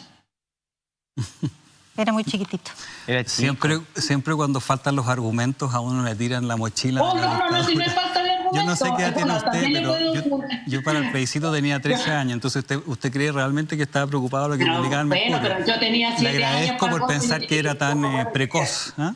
No, pero el punto es que yo vi la entrevista... No puede leer, me imagino que un dirigente político lee, se informa. Rojo, usted, yo no sé si usted lo dijo textual en la entrevista con Fernando Pausen, pero usted dice, bueno, deja entrever que todos los periodistas somos de izquierda, básicamente. No, a ver, partiendo por este panel al menos, ustedes cuatro tienen posición bastante... ¿Pero quién no la tiene? No, pero sí está bien. Oye, claro. Si yo la tengo y yo me siento...